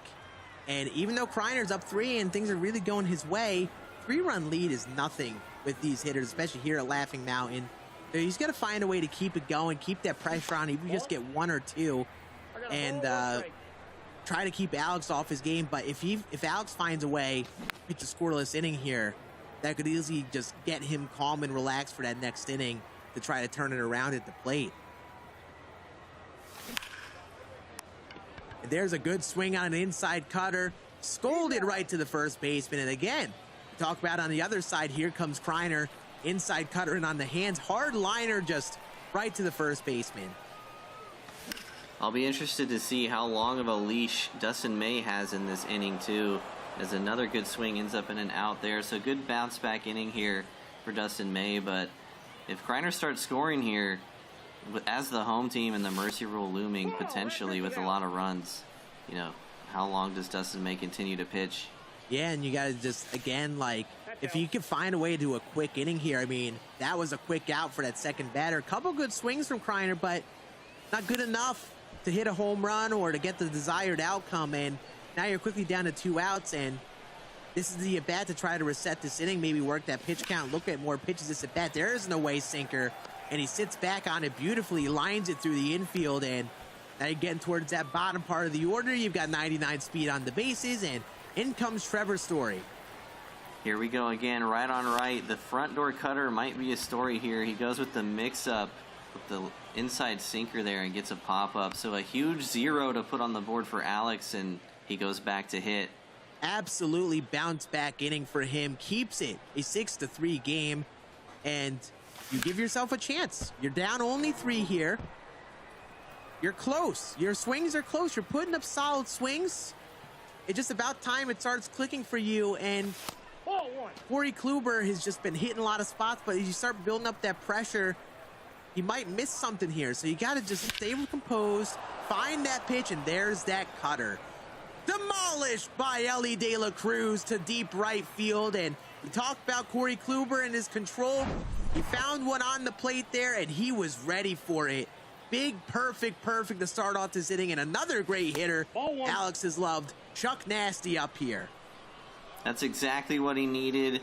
Get the momentum back a little bit, and a lot of potential to go back-to-back here with Charlie Blackmon, who's had just an incredible tournament for Alex. Yeah, we talk about it only being a 3-run lead. One swing, it's now a 2-run lead, and Chuck Nasty finds a grounder through the infield here like he's done all tournament, it feels like, in that 9 spot. And now you bring up that top of the order. Mike Trout is your tying run at the plate here.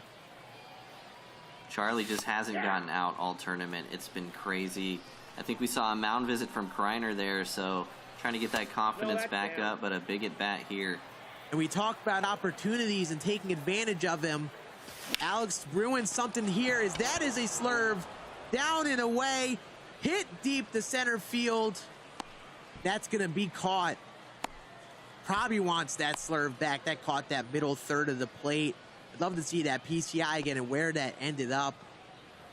Again, he had that moment where he hit that home button. Again, got to take a moment here to reset a swing he might have wanted and might have just missed it, or might just be a little flustered after it, but just take a moment, think it over.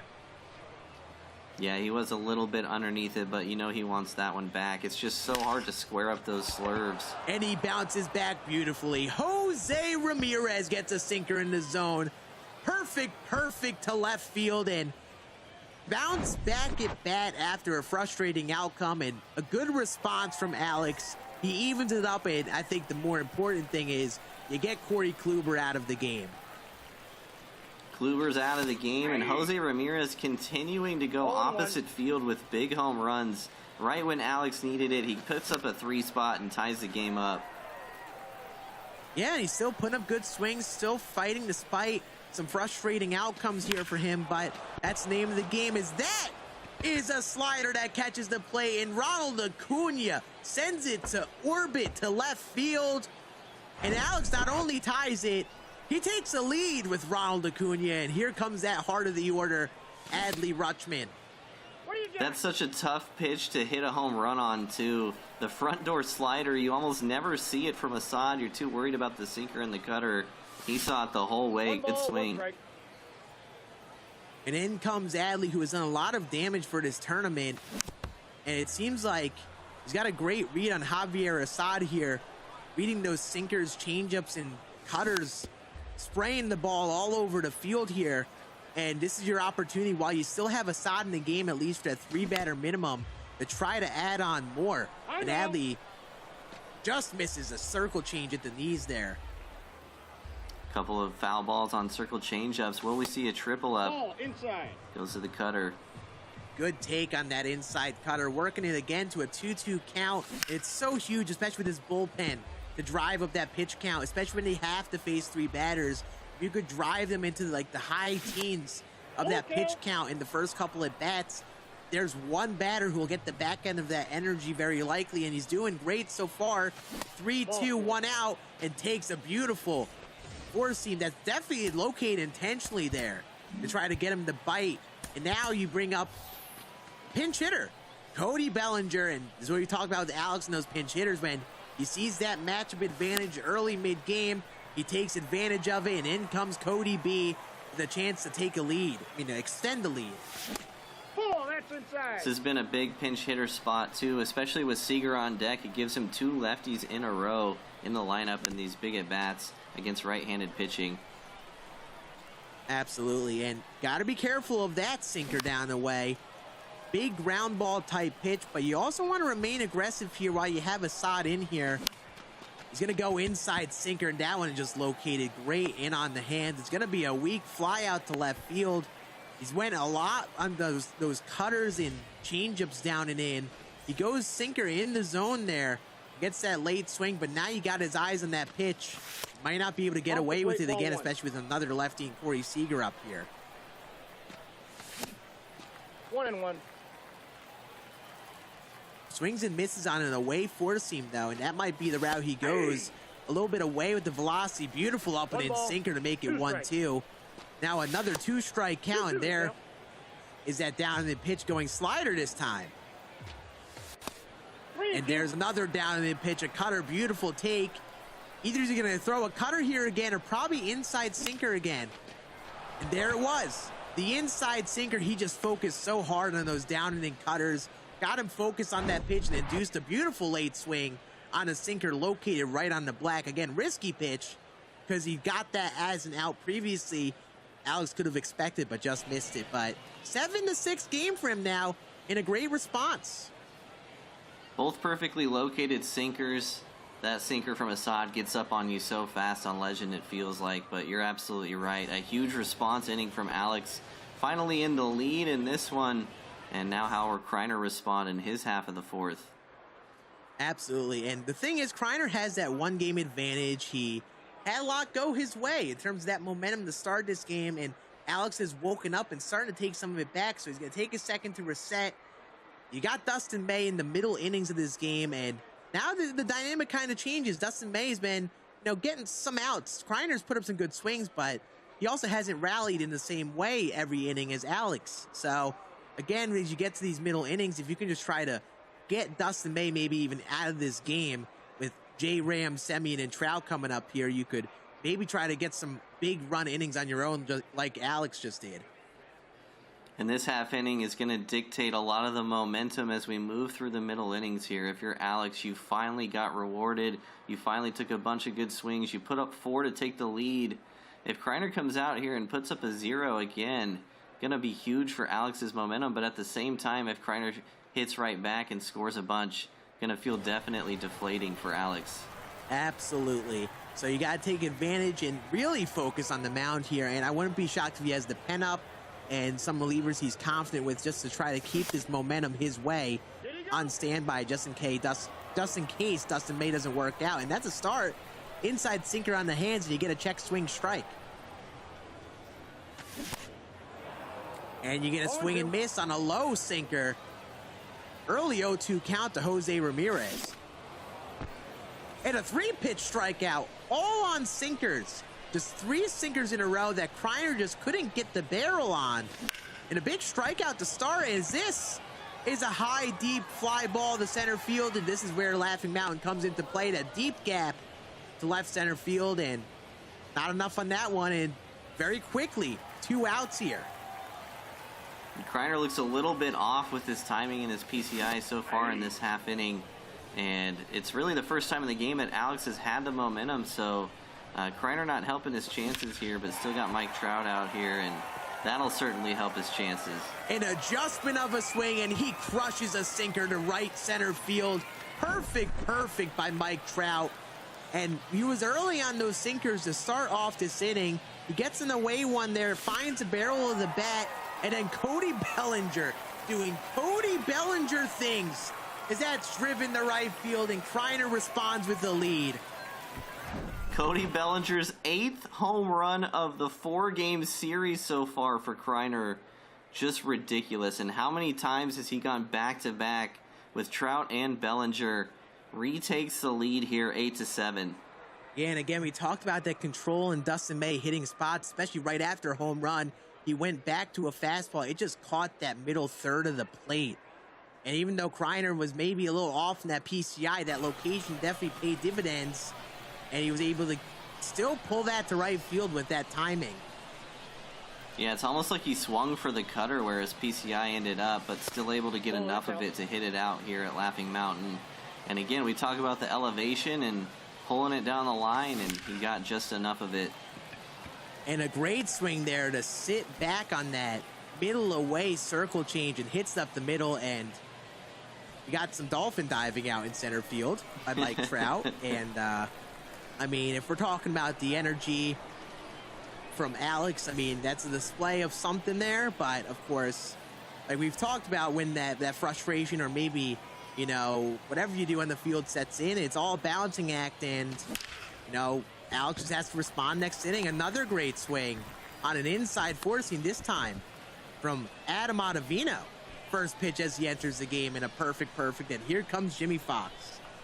And Alex needs this out here. He needs to go into the 5th, only down 1. He's obviously frustrated. He's showing it. And if Kreiner can stretch this lead a bit more with a ball in the gap or more, it's not going to look too good for Alex. Beautiful inside sinker, gets a late swing. I think Kreiner was trying to look for that away cutter, try to hit out towards right center, but now an 0-2 count, and back to that down and in sinker. He finds the spot, but also finds a gap through the infield, and Jimmy Fox hits him in. Now 9-7 in Kreiner's favor. Went to that sinker 3 times in a row. The last one was located beautifully, but he's able to sneak it through the infield. And now Ellie, who destroys right-handed pitching, with a chance to add on. Yeah, he's just not been able to get out here. 2 solid swings to start off this next at bat. I don't know what you throw here with Ottavino, because he's all over those 2 inside pitches. He goes sinker, gets that early swing. Now still 0-2. But man, I don't know what you throw here to try to set down Kreiner. Like, he's read the zone very well. Like, he goes inside cutter, great take, and still a 1-2 count. And that's laced up the middle, a sinker over the heart of the plate, and that's another single for Kreiner, making it 10-7 now. Sat back on it beautifully again, hits it right up the middle. I was wondering if we'd see an up and in sinker there. It's a lot harder to do with someone like Ottavino, though, because his control is not great. We never saw it there, and Kreiner continuing to add on here in the 4th. And we talk about opportunities and things going your way and so on. Kreiner's had some stuff go his way, and then he makes him pay. A slider down to the way, hit perfect to right field, and he is putting up a crazy inning here. Now up by 6. How about this response by Kreiner? A lot of damage with 2 outs, and Trevor Story's been pretty quiet in this series, but a big 3-run home run there. Another perfect stretches the lead out to 6. And he's gotten opportunities. He's taken advantage of them, and now is up 6 here in the bottom of the 4th. I guess it wasn't a perfect, but a really good swing, just to clarify. I thought it was. I thought I heard the sound. I must just be blind, so my bad. I am a No, doofus. you're good. It sounded like it for sure. Sounded good. Some ASMR right there. And now, you guys still get this last out, though. And, of course, Jose Ramirez up. Such a difficult out still. And Doval, someone that you saw come in these crucial, close situations. You try to get a couple outs with him with that outlier cutter. And that was a slider, I believe, he went away that he just sat back on beautifully to right center field. And the bread and butter for Doval is that cutter, and he didn't go to it there. And Kreiner makes him pay. Now extends a 6-run lead. And like we've seen, though, that is far from safe. And this game is far from over. And sometimes in situations we've seen with Alex, where if he has some things not go his way, he bounces back with big innings of his own. He's had several innings in this tournament alone where he scored over 6 runs in 1 inning, so expect some damage here, and if he wants to keep his tournament hopes alive, he's got to start. And there's a fly ball to deep right field by Mookie Betts, just late on it away. And there comes the home button spam, just misses it though, with Mookie Betts there.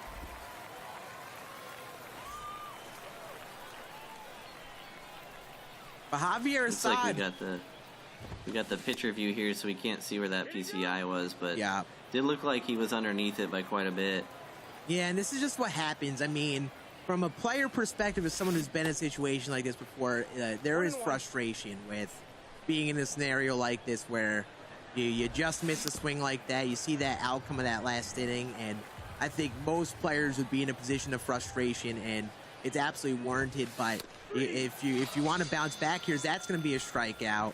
You got to find a way to balance those emotions and just stay centered and stick to your approach. And a very unordinary taking strike 3 there with Chuck Nasty. Not Chuck Nasty. Chuck Nasty up now. You're exactly right, though. You know, the mental's a bit all over the place for Alex here, and it's warranted. You're right. He has a reason to be upset, but we talked about earlier in the broadcast, this is his first time making this deep of a run in the tournament, and you just wonder if it's affected him so much in this game so far. Yeah, and it's a very legitimate thing to talk about here, especially when you have 9 innings and a whole length of a series. This game is sometimes a battle of composure and who can stay even-keeled, and a solid swing from Chuck Nasty, but a pitch right on the black. I don't even know if that would end up in the zone. That's a ground out the first to end it, and you can see as in this battle of composure, sometimes it's tough to really fight, especially in this length of a series as you build up at bat after at bat, and you sometimes feel like the world's against you here. Well, the greater story here is if Kreiner scores 4 runs, he wins the entire tournament. So Alex needs to make pitches, and if you're Kreiner, you are this close. 4 runs on the board in the 5th, and you're the 3-time champion. It's blood in the water type feeling here. That's a fly ball to left field. He was just underneath.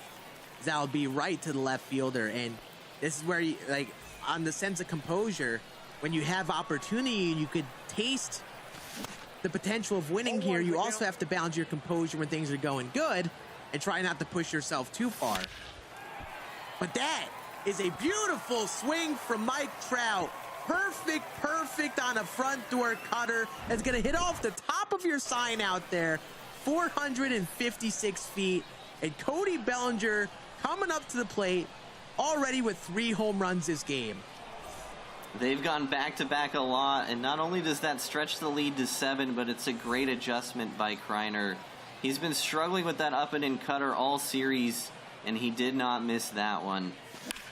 And here's Assad as that's driven to deep right field, at least for now. No fourth home run for Cody Bellinger this game. That'll be a fly out to center field. Now comes Ronald Acuna Jr. here with 2 outs in the inning.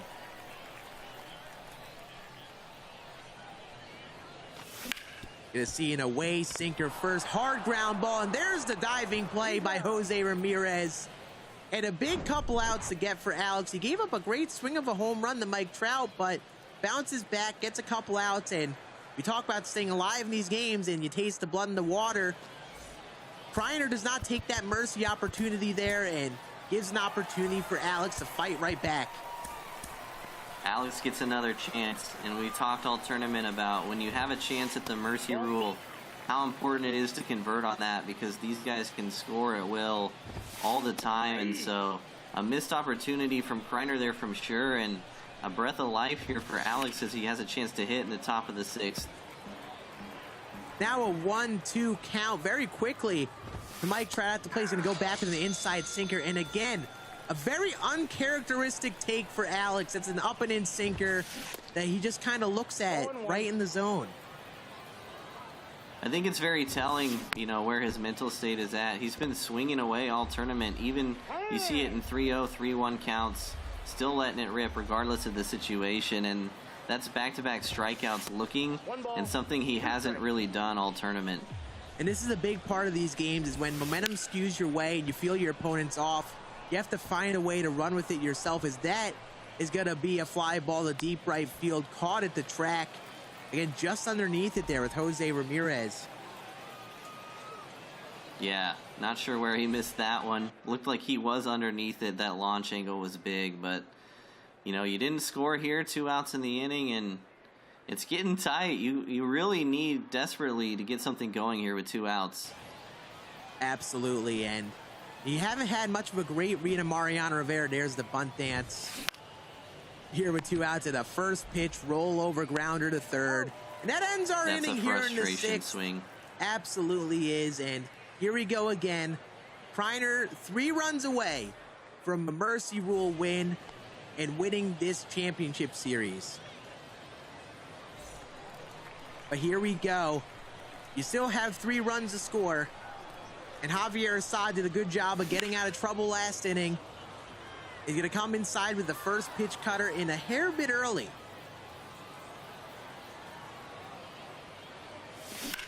He's going to come back again with that inside cutter.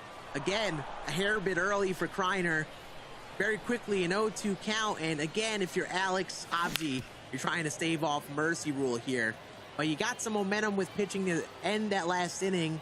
You got to try to find what worked and keep it going. He is going inside cutter after inside cutter, and then back with the down and in sinker to get a just late fly out to left field.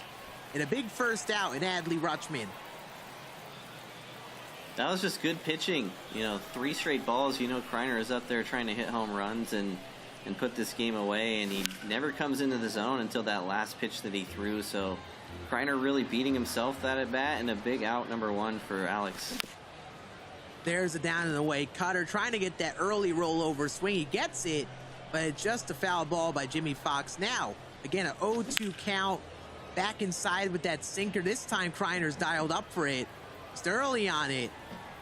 And again, 0-2 count to Jimmy Fox here, who is also tough to really set down with this max contact. Inside sinker again, a little later on this one, but still early on it, ready for it. Still 0-2, and there's that down and away cutter. He sits back beautifully and hits it perfect to right center field. And that's going to go a long way. 2 runs away from a mercy rule win. And Alex attempting to mix it up a bit there. He's gone up and in cutter a lot in this series to the righties. Goes sinker inside a couple times and never shows the up and in cutter, but Fox takes him deep. And then he bounces back with a scolding hard line out to first base with Ellie De La Cruz. You talk about that aggression. That was a sinker right on the corner that is tough to do anything with. He wanted to go back to back or just put up another great swing real badly in. That's how you find those hard outs sometimes, just putting up a good swing just on the wrong pitch. And now you're behind 0-2 here with Trevor Story. And he is now going back to that up and in cutter. Ball, that's low. Good take on a low slider there. Now A 1-2 count here to Trevor Story. I'm watching out for that away slider. He hit that opposite field real well that last at bat. But we'll see how much Alex focuses inside here. Back to that cutter, and Kreiner is dialed up for it. Now a 2-2 count. It's hard to go outside here with the shift on. Yes. He goes high with the cutter, and oh, baby, Kreiner wanted that. Just a bit in front of it, and still a 2-2 count, and he's not going down easy this at bat. Tries to come back up and in with that cutter. A great take from Kreiner. Now it's a 3-2 count. What pitch do you throw here? He goes down and away slider, and it's executed beautifully. That's a big strike three. And again, Kreiner got one run, but that's all he got. That was the perfect pitch. You called it, the down and away slider. And for a good kill, you know, you've pitched well the last 2 innings to give yourself a chance. But again, we see a first pitch swing and a rollover out. And Kreiner just going to go back there again, go down and away sinker. You could see a little bit of frustration in the timing. He's trying to dial up for the inside velocity. So he's going to hit him with that away sinker. Try to get him to roll over it again. He's going to go back to a cutter this time. Painted on the black. Now a 1-2 count to try to get a down and in swing and miss on a sinker. But great take from Alex to bounce back. Another down and in pitch here. You can't find that spot, that sinker, and very quickly 3-2 count. And there's the down and away changeup. Rather than the sinker this time, he gets that changeup. That would have been good timing for a down and away sinker, but he gets to the changeup right into that shift up the middle. And now there are 2 outs. That floating changeup from Mariano on Legend feels so much slower than his other pitches, and just a tad bit early on it, and the shift helping Kreiner out there. Yeah, and you think with Mariano with that cutter, that's the main pitch, but this card is actually pretty solid for the sinker in play and that changeup in play. You can mix those two together with that really high-speed cutter, as that's another early swing up the middle into the shift right to Ellie, and an easy inning for Kreiner on the mound, and you only have so many outs left here if you're Alex. 6 outs left if you're Alex, and you need to get 3 outs as a pitcher, too, to even make it happen. So Kreiner, 3rd consecutive half inning. He's got a chance to put it away, and he's been chipping away. Only needs 2 more to get it done. And that is driven to deep right field. A sinker that just catches the middle of the plate, and Jose Ramirez hits it out. Kreiner potentially 1 run away from clinching $25,000 in first place in this championship series. Ball, that's out. And here's Kenley Jansen. Everything at stake here. He can't allow a single run. Has to find a way to prevent here for 3 outs just to keep Alex alive. Focusing on that outer third of the zone, despite the shift, looking to get a rollover swing. Inside fastball, and Kreiner's just a tick behind it. And there's your first out.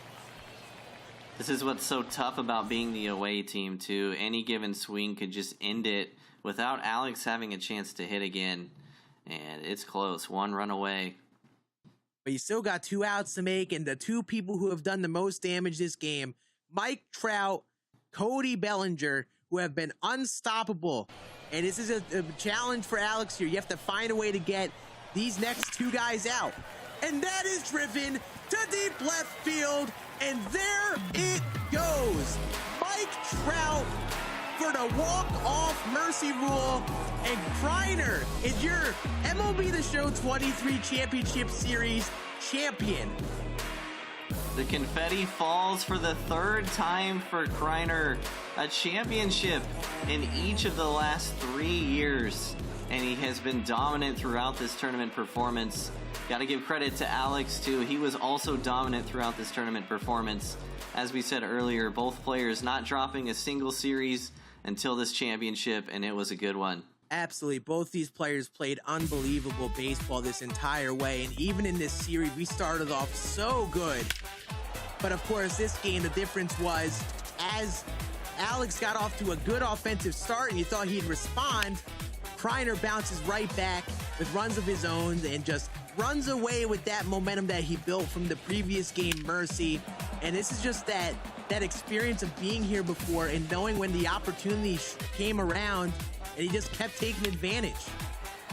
And here's a crazy stat with that walk-off home run for the mercy rule. That was actually Mike Trout's 5th home run of the game. So Kreiner breaking an MLB record on the last swing of the tournament to walk away with 25K and his 3rd championship. Absolutely, and that's the thing. Alex played really well, especially to the back end of this. It just, as the latter point of the series came through, you know, when you're battling composure, especially since such a great player like Kreiner, he just did a good job of capitalizing, and he played so well. You really got to tip the cap to Alex.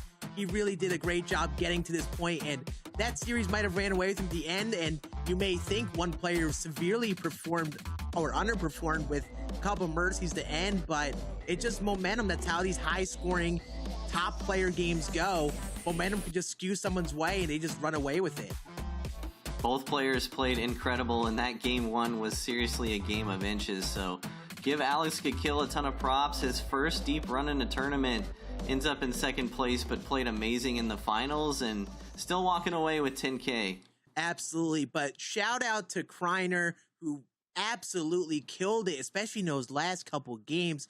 We saw how early in the tournament he faced some adversity in some closer series, and he was just unstoppable past a certain point. Run after run after run, and as you saw there, just hitting so many home runs, especially there at Laughing Mountain, and he just capitalized when he needed to.